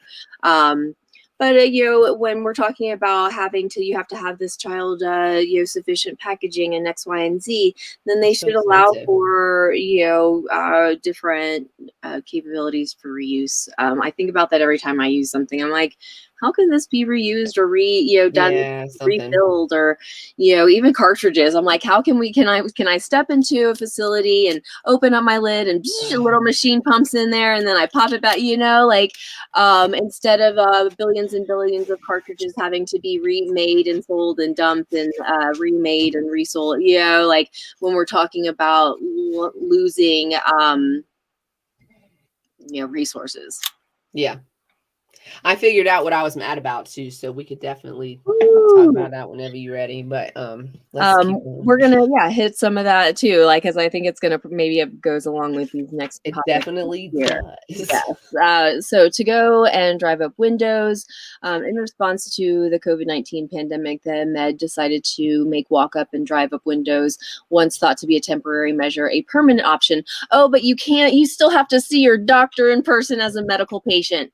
Yeah, they took that away from medical patients. I'm going to just start a walk up. Yeah, we're going to sit in our car and you're going to drive by just like they did for the vaccines. No, so sorry, I joke. A permanent. What are you? I have to say legally, I have to say I joke. Okay, but I don't. A permanent option for cannabis businesses to encourage social distancing. Cannabis businesses must apply for a permit to make such a window, and they cannot display cannabis in the windows. Also, stores must have video surveillance system that enables recording of the patient's identity and a recording an employee verifying the customer's identification. New cameras, but that's cool. Denver in particular is now considering allowing permanent walk-up and drive-through windows. Yes, do it. I want to drive up and buy my... Doesn't in Parachute they have the drive-through one where you can drive through it? It's a car wash. It was an old car wash, and I don't know the answer to your question. I mean, I know it exists. I don't know what it falls under, what regulation it falls under, but yes, one of the facilities was able to get their city to license a car wash style drive-through. It's beautiful. Yes, and so because who wants to get? First of all, who wants to get out of the car? Second of all, how many parents we got listening right now? You want to leave your kid in the car? Because you can't bring them into the lobby. Can't bring them in. Oh, what if you're a single parent? You can't. You can't never go buy your cannabis if you're a single parent until you get a sitter. A working single parent too. Yeah, we gotta. Yeah, of course. Forget it. You're Forget out. it. Yeah. Okay. So vaporizer products. This actually takes effect July 1st, 2022. I'm in the year. I'm here. The Med also implemented new emission testing and storage requirements for vaporizer products. Effective July 1st, 2022, a cannabis products manufacturer that produces cannabis vaporizer devices must establish expiration dates for the products. The new rule mandates that potency and contamination must be used to determine the expiration date. I bet they're great. I bet drive-thrus are amazing. Listen, I'm for testing if it's not ridiculous. And so yeah, no, okay. Yeah, I agree. As long as they're making it fair, capable, it's for all products. I mean, whatever, it's a standardized whatnot, and but it does go into this emission. So the Met also implemented new emissions testing standards for vaporizer products that become effective on January 1st, 2022. The rule requires that a license submit every produced batch of regulated cannabis concentrate in a vaporized device to an accredited Colorado laboratory to be tested for metal contamination via emissions testing. Heavy metals can contaminate crops in different ways during the cultivation and production processes. It goes into talk about soil, water, fertilizers, nutrients, machinery, equipment to package vaporizers contribute to contamination. Yeah, I'm not upset about testing for safety. Yeah, testing is pivotal because heavy metals have been linked to various adverse health outcomes. Okay, but most of those, and I would say majority, if not all of those cases that we have seen are from off-market vaporizers. So y'all keep that in mind. Make sure your shit is tested. Yes. And so and that the byproducts of your product is American made. I'm not trying to be like, but like it's important that the components of this product came from the United States, where there are rules for making things that are going to be used for consumption. There's certain metals that they're allowed to use, and there's certain coatings that they're allowed to use, and there's all of that. So not all countries have those standards and regulations for safety and health when we talk about these types of components, and that can cause chaos on our lungs and everything. So, okay. Sorry. Apologies. No apologies. There's a couple of miscellaneous rules that the Med set forth, new procedures for licensees' recall of cannabis. The new rule mandates that a licensee must have a written recall plan. The Med overhauled its sampling procedures for testing, including adjusting the minimum number of sample increments to be collected depending on what product is being sampled. You know what I would love for them to implement as a new rule? Anyways, I will tell you in a minute when I do my rant. I'm sorry. Go ahead. All right, write it down. Write it down. So I already know what it is. I know it. I know it backwards and forwards. I cannot forget this. Another rule that was adopted, just reinstate, basically if reinstating a license that was expired for less than 30 days. So you got chances if you didn't file your license. Is that for badges and licenses or just licenses, I wonder? It is the most one basic sentence. Finally, a rule was adopted to reinstate a license that was expired for less than 30 days. I think medical license, working. I think it's a license to do business. And so Probably. If you lapse or you can't pay your fees for 30, they would probably make you shut down. Probably, most likely. Just saying. Or maybe they won't. Maybe they'll let you just coast. Anyways. Okay. Future laws. I mean, again, granted, this I think was written 2021. So this is the future we're talking about now. The future is now. The future is now. This is the SB 21-111. That was signed by Paulus on March 21st, establishes new cannabis advancement program, which the Office of Economic Development and International Trade will oversee. Okay.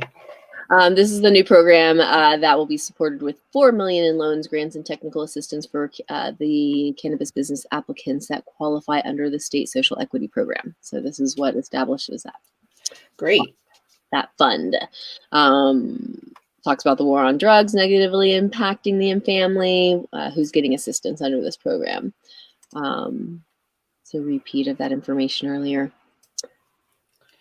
And let's get down to the ugly 1317 and how it's affecting consumers, producers, patients, physicians, practitioners, and confusing the hell out of everybody and scaring the shit out of everybody.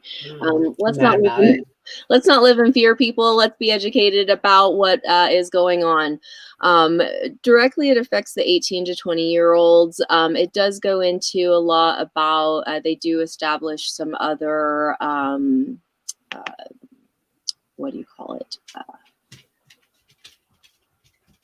Regulations. And they're doing more assessments and recordings of things, which is whether it's good or not. So we'll start from the top with the House Bill 21-1317. Now there are people out here trying to litigate against this, so we're going to find out more about that, provide information as we find it. I feel like it was started before it even got approved, so there's it was. They've been fighting it for the whole time. But it's kind of been this unanimous, no one spoke against it. I think that as far as in the actual upper government. I don't know what that was. Yeah, that's how I feel. Okay, let's just talk about what does it say? What is it telling us? So we are regulating marijuana concentrates, concerning the regulation of marijuana for safe consumption in connection therewith, making it an appropriation. The Act requires the Colorado School of Public Health to do a systematic review of scientific research related to the possible physical and mental health effects of high-potency THC cannabis and concentrates using only funding provided by the General Assembly. The Act creates a scientific review council to review the report and make recommendations to the General Assembly. Based on the research and findings, the Colorado School of Public Health shall produce a public education campaign for general public to be approved by the council regarding the effect of high-potency THC cannabis on the developing brain and mental health. Current law requires a doctor to conduct a full assessment of the patient's medical history when making a medical cannabis recommendation. The Act requires that assessment to include the patient's mental health history. There are a lot of doctors apparently out there that don't do this. I don't know because my practice does. So I was like, it's not done. Oh, okay. Cool. Anyway, the act requires, if the recommending physician is not the patient's primary care physician, the act directs the recommending physician to review records of a diagnosing physician or licensed mental health provider. You have to provide records to anyone writing a recommendation that's not your primary care physician, which is really hard for medical patients. We don't always have a primary care. I don't have a primary care physician. I am a pure through and through Gen Xer, and I don't go to the doctor unless something is serious. And before the wording was a bona fide patient-physician relationship, so we establish a relationship by consultation, etc. Right. It's not fair. You shouldn't have to have a primary. Anyways, I'm moving forward. Yes. I guess they're like, well, if you have a medical condition, you should be seeing a doctor about it. But I'm like, not if I don't have any of the symptoms because I'm using cannabis to treat my symptoms. Yes, exactly. So this is a referral. We a doctor's recommendation that you're utilizing cannabis in forms of medicine. Here's the thing, not all primary care physicians are go with you using cannabis, unfortunately. I had a patient said their PCP denied them their records when they were like, I need them for my cannabis. Come on, you cannot. You can't do that. I was like, that's a violation of HIPAA. You're always allowed access to your records. One. And two, go to another doctor, but it's easier said than done. It's easier said than done, right? Because that's costly. That could be costly if you do actually have insurance. Then what if there's not, like you live in a small town, I live in a smallish town. What if there's not access to another primary that's within your network or whatever? If you don't have insurance, that's a costly proposition. A mental health provider, it's well, and also if you don't have health care, you probably don't have a primary health provider. You probably don't. So when a practitioner makes a medical cannabis authorization, the practitioner must certify that authorization to the Department of Public Health and Environment, the CDPHE. They've added additional information. So the provider certification has evolved over the years since they since we legalized medical cannabis. I've kind of watched it from the beginning. And what information was required for a physician to recommend? It's a recommendation, not a prescription. They are not allowed to give what makes a prescription is dosage and amount and directions of use. And this is a sticky situation because some physicians are going to stop being cannabis providers because that is, and now this is going from recommendation to prescribing an actual dose and use program, which they're not, they're not supposed to do under their. But they're also saying that these words are now going to be interchangeable, kind of like medical cannabis and recreational cannabis. Yeah. What is the state of Colorado going to do to save the doctor's license? They're not. That's the thing, is that they're actually tracking these numbers now of this information. So if a doctor loses their license because they're doing this by state law, what is Colorado going to do about that? So far, we don't know.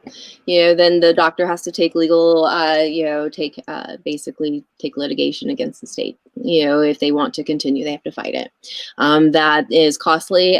There's not always an outcome that is conducive to the practitioner. No, they ain't doing it. So this is what they are required to include: the date of issue and the effective date of the recommendation, the patient's name and address.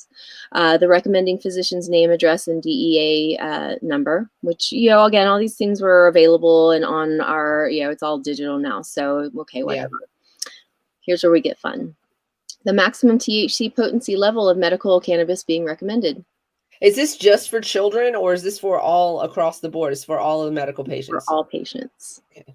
That's what I thought, and I just wanted to clarify, but that's absolutely okay. And Keep this is, going. your provider is going to take care of this. So if your provider is doing everything right, and they won't be able to do their certification online. So if they're doing it right and they're following the rules, they're going to do this. Well, my practices, we're standing in line, we're getting in line, we're following the rules. Right. We're not going to stop offering this because it's a hurdle for us. It's just most practices, most doctors. I just want to remind our audience that majority of doctors are not educated on cannabis and cannabinoid medicine, and less than 4% of medical programs cover cannabis and cannabinoids in the endocannabinoid system, and most of that coverage is full of stigmatized information, misinformation. Yeah, so the fact that, first of all, then require our medical programs in the state of Colorado to cover medical cannabis or cannabis in general in a scientific way in their program, or don't require this from them, because that most of them don't have the knowledge unless they go on their own to do that. And so, there's gonna be a lot of fallout. We're gonna, if we didn't already, see a lot of patients, in Exodus when adult use came into play. We're gonna see a lot of doctors, falling off immediately. I would say that's true, because like, even with the vast knowledge of cannabis and cannabinoid science and medicine and the endocannabinoid system, I feel like it would be very difficult to recommend a percentage. I don't know. This seems. Anyways, yeah. Okay. Trust. I've had the conversations with our practitioners. I actually got a message from one of them saying she has good news and to call her when I'm done. So, let's see. They are also to note any recommended product. It says the recommended product, if any. Not everybody cares. But then they are required to write the daily authorized quantity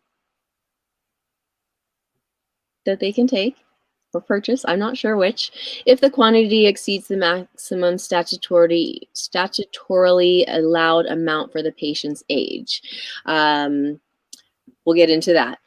Directions of use. They're required to write directions of use for a recommended product that they may or may not know what's on the shelves.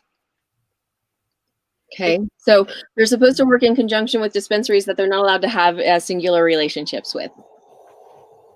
That's a conflict of interest, and has always been a conflict of interest. Mm-hmm. They're still calling it a conflict of interest, but they're like, go talk to your dispensary, see what they have on the shelf, so you can make proper recommendations and tell the patient which dispensary to go to get the medicine. What are you talking about right now? You just told them they can't do that, and they're doing it. We are almost at our 2-hour mark, so I know we're not going to end at 2 hours today. I just want to let everybody know that, but I do want to Thanks for hanging in.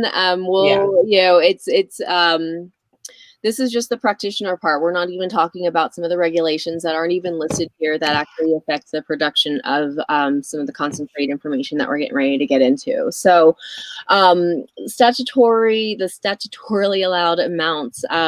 Right now, it remains at the 2 ounces for flower. They put a limitation on milligram dosages for products. They just listed under products, and then they have concentrates. So the products, I think, covers your topicals, tinctures, edibles, milligram dose products, and then concentrates they get really heavily into and direct it mainly at the 18 to 20-year-olds, but they really are, again, they're asking for these potency level restrictions. And again, my direction to our practitioners is, listen, what I see on the shelves is this, when we're talking about percentages of flowers, I was like, you can't max it out. There's not a. What are you talking? Yeah, I don't. You're telling them, so then a patient goes in with their piece of paper, and the dispensary agent has to be like, oh, you can have this product. Oh, I can't sell you this concentrate right here, because this concentrate max is outside of your maximum. I can only sell you these concentrates right here because these concentrates are within. Like, what do you mean right now? Like, I just. Okay. And so So like this is 80% right here, right? Okay. This is a pretty strong concentrate. And this one is 73%, also relatively strong. Do But you like if do you have an idea like the highest percentage of concentrate you've ever I seen mean, or I noticed? haven't seen one on my shelves, but they can be up in the 90s and mid 90s, high 90s. That's where, That's pure. That's like pure. And that's like, I mean, it is strong, but like people who use concentrates, I just, you know what I'm saying? Like I don't know how to explain it to y'all unless you use the medicine, but like I know my limit, and I mean I say that, and then they're like limiting it for 18 to 20-year-olds. I got issue with that too, because you're letting them go to war. You're letting, you know what I'm saying? Like you letting them carry a not gun. education, but then also again saying that there's these, okay, we want to understand, but how are they actually documenting it other than this? Are they actually doing scientific research to say and not He relying on says that they're going to, right? He says that they're gonna says do that some. they're required to do some things. So we're going to get into that too, because it requires the coroner to take part in some of I some. know, no, I'm reading this thing right here, and I'm just like, because I'm just reading it off of the news story. You're reading it directly off of the bill, but I'm like, coroners have to do a toxicology screen test for non-natural deaths of those under 25. And so that means that they even have any cannabis in their system, cannabis is going to be a contributing factor to their death. And that's absolutely ridiculous and asinine. It's insane that it's even being documented in that sense, or for this, for what it's going to be like touted as. So, My rant directly connects to that too, because anyways, okay. This act, it prohibits physicians from charging additional fees for recommending extended plant counts or increases of statutory daily limits. And so let me pull this up so that I can let our Colorado viewers know exactly the limits.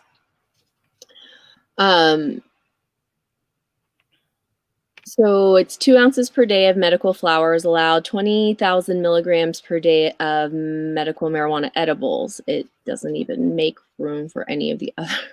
Nice. 8 grams per day of medical cannabis concentrate for patients 21 and up, or 2 grams for patients 18 to 20. It's additional paperwork that's you're required to carry if you are over these limits.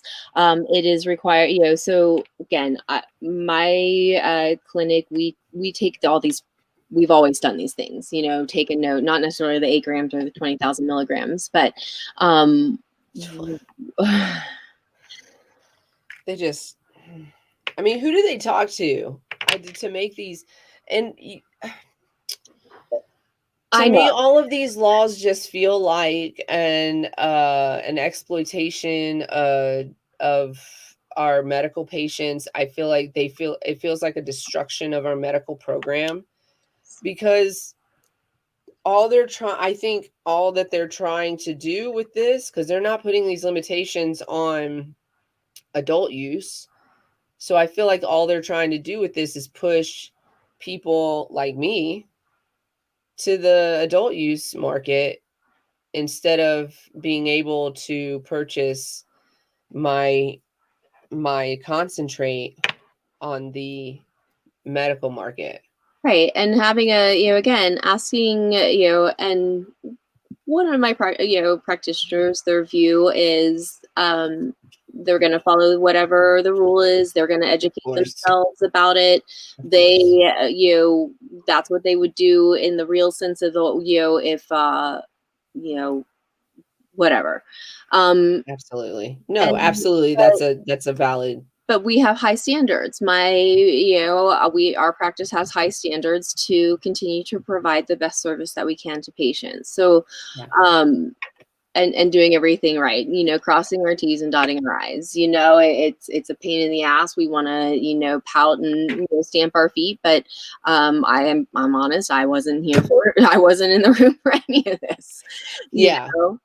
And I was standing on my singular soapbox up here in the mountains. And so yeah, it's hard when you live in a smaller town too. I mean, I live in a small town that actually tries not to be a small town, and I have, it's the same kind of issue. Yeah, it's just like you're yelling into the air and nobody's listening. Yeah, they care, but they don't care. Yeah. And so, well, they'll care enough to complain about it. yes, exactly. To the air. The act directs the department to annually report on the number of physicians who made medical cannabis recommendations in the past year. It's always been tracked. They've been tracking how many patients they've been writing, for how many recommendations each physician made, and number of homebound patients ages 18 to 20 years old in the registry. So that's one of the caveats, is that if a patient, the 18 to 20-year-olds now have to see two recommending physicians. Previously, for the past, since it's been legal medically, they've only had to see one practitioner. Then they are also required to see that practitioner, at least one practitioner, in a 6-month period. To review and reevaluate the license, I guess, or the recommendation. And so the homebound, if they are a homebound patient, then they do not have to see two physicians from different practices. With this new regulation, you have to see two different practitioners. Again, creating a really hardship for some of the patients up in these rural mountain areas of Colorado. The Act imposes the following requirements on medical patients ages 18 to 20 years old. Two physicians from different medical practices have to diagnose the patient as having a debilitating or disabling condition after an in-person consultation. Still required to be in person. The dog's going crazy back there. One of the physicians must explain the possible risks and benefits of the medical use of cannabis to the patient. One physician must provide the patient with written documentation specifying that the patient has been diagnosed with a debilitating or disabling medical condition, and the physician has concluded that the patient might benefit from medical use of cannabis. And the patient attends follow-up appointments every 6 months after the initial visit with one of the physicians, unless the patient is homebound. So this also is asking, okay, two different practices to talk to each other, not uncommon, but uncommon in our clinic world. My clinic competition doesn't like me or my doctor, and continually is a jerk about it. And so how am I supposed to work in conjunction with them when they're jerks to me? Right. But I have to tell, I tell our patients, this is your option. Go, go right. With and it. they're going to have to do the same. Just kind of keep that in mind, I guess. Right. Instead of, so it's been, so this is, again, the one other practitioner in my area that we would refer to has decided to take a sabbatical while this all kind of plays out. She's gonna, she's looking at it as so the Act requires the department to create a report from emergency room and hospital discharge data of patients who present with conditions or a diagnosis that reflects cannabis use, and provide that report at the department's annual state measurement for accountable, responsible, and transparent Government Act hearing. I don't like it. I don't like it. Listen,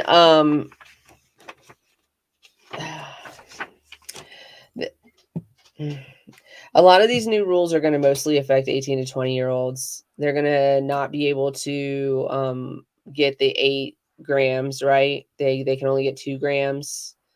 They have to see 2 doctors from different practices, which costs more money.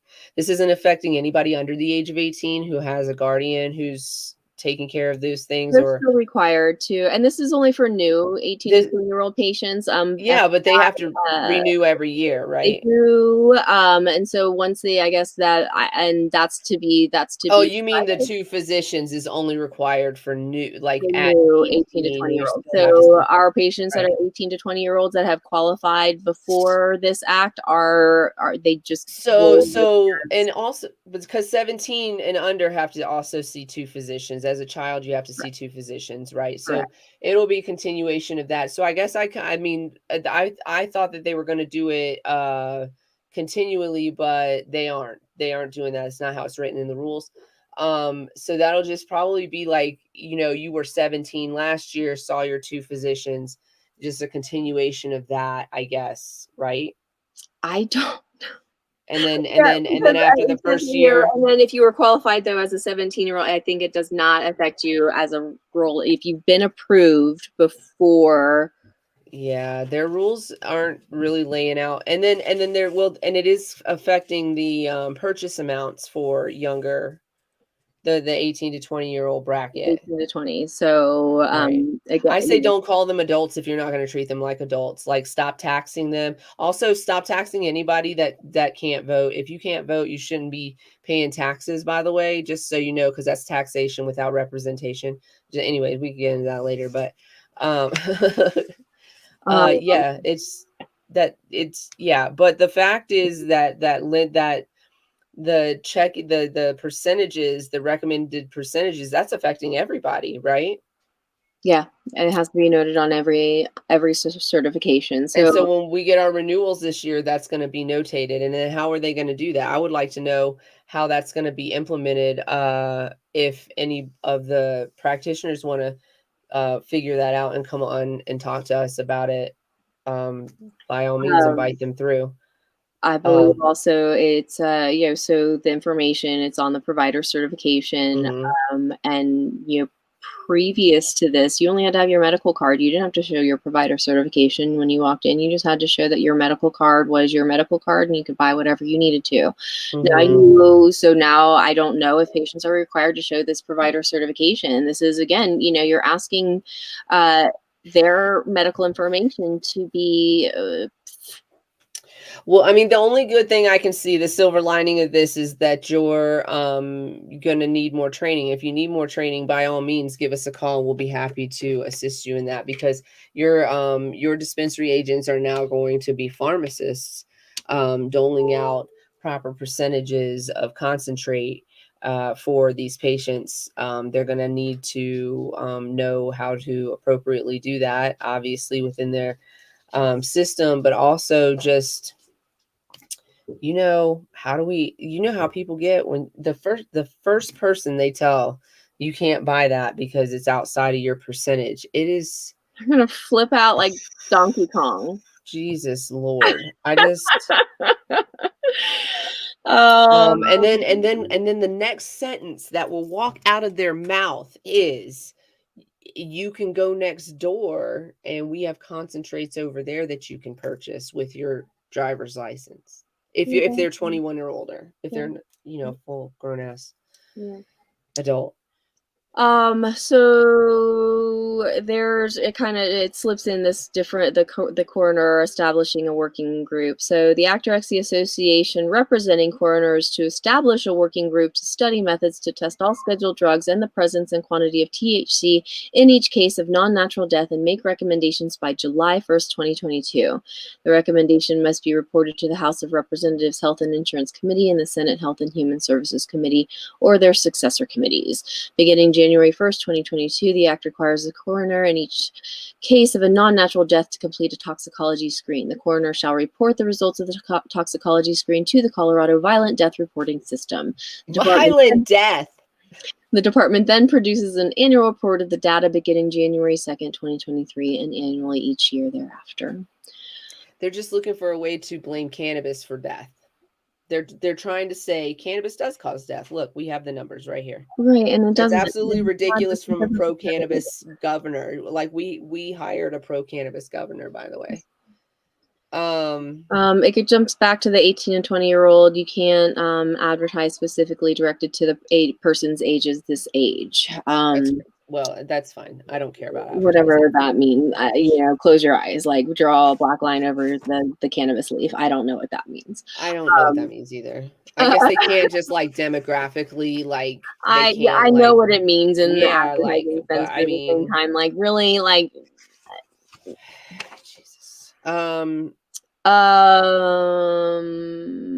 Oh, here's the little flyer thing. So the little concentrate flyer. Medical stores and retail stores shall provide patient with a tangible education resource regarding the use of medical or retail concentrate when selling the concentrate.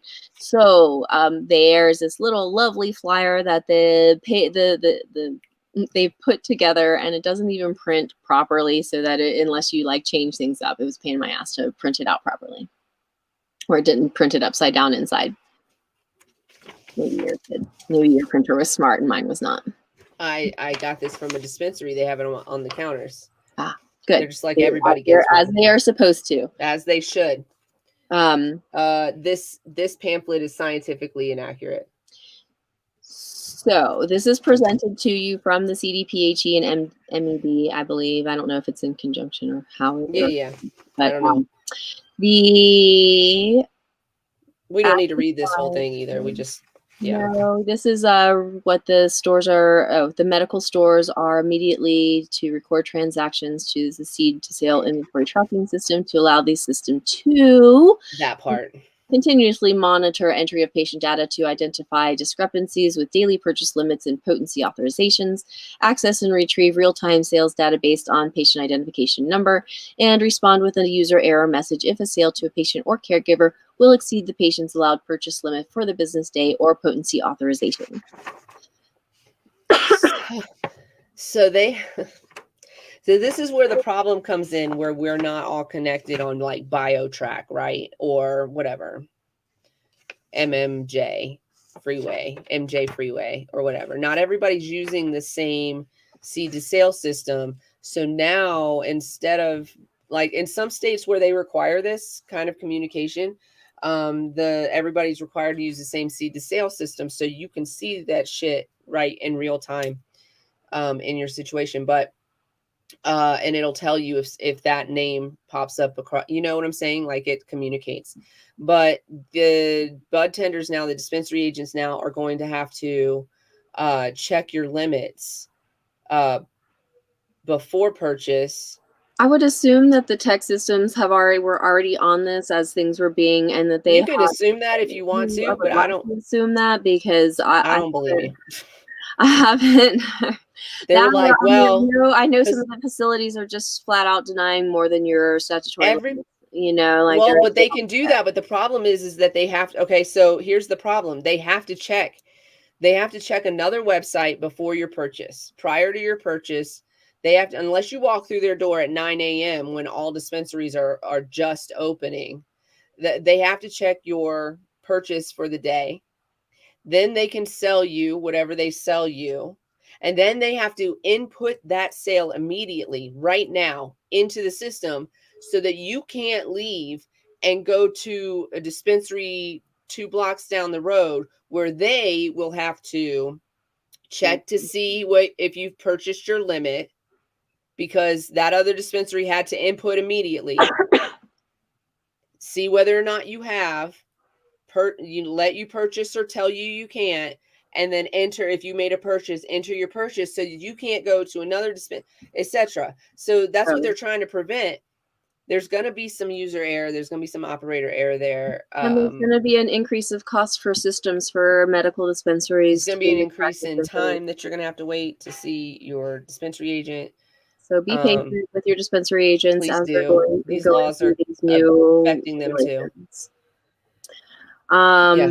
So, by the way, if you want to continue this conversation with us after the show, not today, but anytime, like we're usually in the morning and whatnot, we're over on our Discord channel. I want to put it in the chat right there for you guys. So if you just click on that link, you can join us in Discord if you're not already there. If you are already there, participate more. We want to see more of you. So, or join us for Work Wednesday. We always do follow-ups and talking, then we're just more shooting the shit and working. We're probably going to talk about this.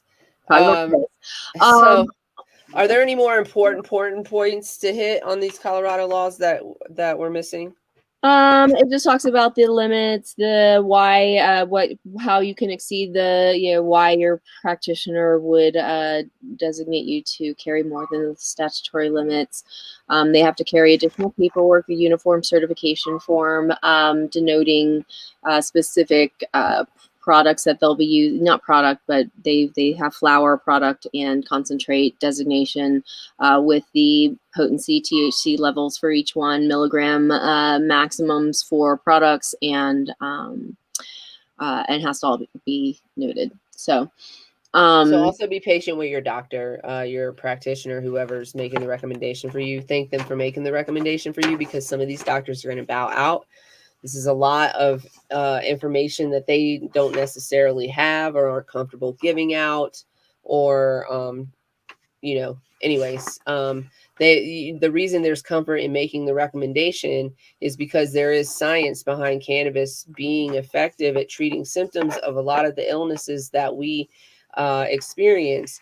But the reason that they don't want to be specific about it is because each person is different, and cannabis doesn't work like your oxycodone does. It doesn't, it's not the same. It's not how, and they're trying to make it pharmaceutical like, and it's just not that. And you would think that a pro cannabis governor would understand that. And I don't know. I have a lot of issue with some of his new stuff. Well, certainly not pro patient. And that's he's not pro patient. He's pro money in his pockets. I would like to know who's paying him to destroy the medical program is what I would like to know. Yeah, I'd like to know this too. Anybody want to do some research for us and figure out who's paying our governor to destroy our medical program? Because that'd be interesting to know. Real quick, we are I have to go to the bathroom, so my dog is about to lose wrap it up. Mind. But I do want to do a quick rant real quick. I just want to just tell you what is pissing me off today. What is pissing me off today is that I am tired. There's a lot we're going to spend a lot of time on this pamphlet, because there's a lot that pisses me off about this pamphlet. But I'm going to start right here with these warnings. Use of marijuana concentrate may lead to, and then the third one on the list is cannabis hyperemesis syndrome. And you guys, I'm not going to continue to argue with you. If you work in the industry, stop arguing with me about whether or not this is real life. Okay. Well, my friend, he was really sick from you. Where did he get it? Did the doctor test it? Well, yeah, no, they didn't test it, and they don't know why he got sick. That's my point. That's my whole point. They don't know why he got sick, so they're just going to blame it on the cannabis. I can't stand y'all. I can't do it anymore. I cannot. If you are pro-cannabis, fucking be pro-cannabis. Until they start testing the cannabis that is making people sick and causing this CHS. I just did air quotes for those of you listening. Without the video, if they're going to blame cannabis, I want it tested. They got corners doing toxicology screenings on people and blaming death so that they can blame death on cannabis. That's what this is. That's what this will do. That's what will happen when the toxicology screening comes back as positive for cannabis or higher levels of cannabis, right, in the blood. For somebody like me, I probably got high levels of cannabis in my blood all the time. Like, honestly. Mm-hmm. Yep. So let me tell you this, and first of all, if I die under mysterious circumstances, because I ran my mouth too much. But honestly, if they do a toxicology screening and they try to blame my death on cannabis, I want all of you to riot. I'm serious. Cannabis did not cause my death. I will die on that hill. That is a hill I will die on. Yes, I will. Okay, so don't argue. If you want to argue about it, we can argue about it, but don't bring to the argument, well, I don't know why it made him sick. He's used cannabis his whole life. I don't know why it made him sick this time. That's my fucking point, bro. That's my whole fucking point. And if we can spend taxpayer money on making a whole ass regulation to require coroners to do a toxicology screening for mysterious death, which they should have been doing any fucking way. What the fuck? But for the main purpose of just to blame cannabis, if we can spend my taxpayer money, our taxpayer money on this, then we can you put it in the regulations that if anybody comes into the doctors, into the emergency room with symptoms of CHS, that we cannot have a diagnosis of CHS unless we can test the product that caused it. If you can't bring me the product that caused it so that I can test this, then we got to figure something out. We got to figure out what's in your blood. We got to do blood tests. We got to do something else, because honestly, you've got to stop blaming cannabis for causing something with symptoms that it treats on a daily basis. Cannabis treats every single symptom of CHS, every single symptom. So you're trying to tell me that if I use too much cannabis, that it's going to cause all the symptoms that it treats?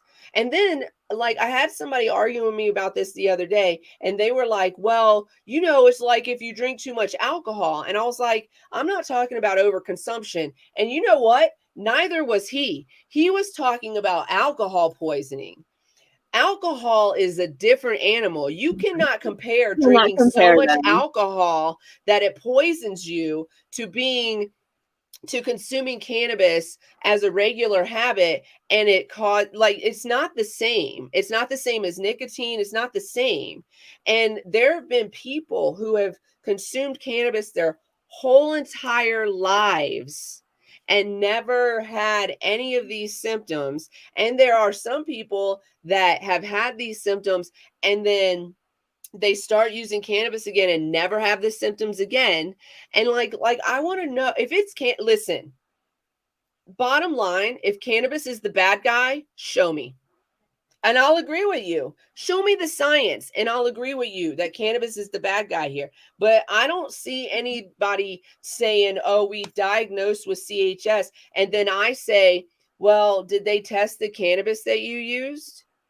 No. Oh, by the way, also, this says use of marijuana concentrate might lead to plenty of CHS diagnosis come from smoking flower. Flower, not concentrate. Flower. What's in it? I want to know what's in it. That is my rant. That's going to be my rant for my whole rest of my life. I want to know what's in it. I want to know how cannabis can make me feel so good every single day, but I got this product that was untested and it made me sick and it made me have these symptoms that are very, very similar to symptoms of azadirachtin toxicity, by the way. And also comes from smoking, not using edibles, not using oils. Like, come on. Right. If you're having this negative effect of cannabis in your system, why, and it's it's not associated with all cannabis products or all, again, no documentation. There's no consistent documentation or evidence of, what's causing this. And again, and they put it here as uncontrolled and repetitive vomiting. That's all they put, which is that can be treated by hot showers and baths, and also Benadryl can treat it too. And people, a lot of the cases are coming from non-legal states. So where are they getting their cannabis from? Where is it coming from? I want to know what's in it. And the fact that it's illegal in your state is the reason why you have symptoms of it. A lot of the people that I've talked to a couple of people that have been told by doctors that they had CHS. And when I asked them if their product was tested, of course it wasn't. And then when I asked them if they bought their product at a dispensary, of course they didn't. I'm not advocating for dispensary use. I love getting stuff from the plug. You know what I'm saying? They're one of our most reliable sources. But I'm just going to say for the record that they aren't required to test anything. Testing is also very expensive and they don't not necessarily have access to that. I'm just saying that if I come to you, doctor, be a responsible fucking doctor and figure out why I'm actually sick instead of continuing to stigmatize a plant that I use every single day and that has been saving my life for years. Yep. That's it. And I think that that's the rant for a lot of patients. I mean, that you're not the only person to question those diagnoses, and it's A lot of it's misdiagnosed gastrointestinal disorder, or hyperemesis in general, that, you know, from some other illness, um, but also some people. I've had at least two, and I'm not listen. I don't know statistically. My study is low. I have a statistically low case study here, right? Because it's just people that I talk to or see in forums or whatever, and I'm just one person. But a majority of the people that I've talked to that have been diagnosed with this have bought off-market cannabis or underground cannabis. It was smoked. It was lit on fire and smoked. So I have a theory about that. Lighting it on fire is going to cause carcinogens, ladies and gentlemen. I say it over and over. I sit here and smoke a blunt. I mean, I'm not going to be a hypocrite about it, but it is what it is. Um, uh, I was going somewhere with that, and I don't know where I was going with it, but doctors, be responsible about it, especially if you live in a non-legal state. You have a duty to your patient, and it's not to report them to the police because they used cannabis. It's to figure out what the fuck's making them sick, and don't make them sick again. Let them not get sick again. It's that. That's It's that. that's Stop reporting patients for drug use. Drug use is not a crime. Drug use is not a crime. Drug use is not a crime. Drug use is not a crime. Drug use is a cry for help, by the way. Not in the case of cannabis. It's probably a cry for help for better pain relief or mental relief or something like that. But you know what I'm saying? Like, but be careful, because marijuana concentrate may lead to cannabis use disorder and dependence, including physical and psychological dependence, according to this. Cannabis does not cause physical dependence. That has been shown over and over and over and over and over and over and over again. Does not cause physical dependence. Physical dependence means that if I stop using cannabis, I'm going to be physically ill. My body's going to physically react. I'm going to go into a detox type of state, as if I were detoxing from a hard drug like pharmaceutical drugs, like alcohol. Even caffeine causes detox symptoms of headaches and moodiness and things like that. Cannabis does not cause physical effects like that unless you're treating symptoms. Those symptoms may come back. Psychologically, yes, you could have an inclination in your mind that you need cannabis, even maybe when you don't. That's called dependency, not addiction. We could get into that on another show. And psychosis, by the way, is also psychotic symptoms are also described as paranoia, having paranoia, which cannabis is known to occasionally cause paranoia. I'm sorry, I skipped down to the sentence that says regulated stores cannot provide medical advice. Any questions related to health or safety of cannabis concentrate should be discussed with the patient's recommending physician or an adult consumer's primary care physician. I know that dispensary agents are not giving medical advice, but they are giving consumption. Cannabis. Like they are talking about the product that they know, the effects that they know that it gives. And patients, if you're going into, regardless of whether you're going into an adult use store or into a medical store, they're coming in saying, I want quick relief for X, Y, and Z. I want focus. I want sleep. I want they're not, and yeah, there are people but listen.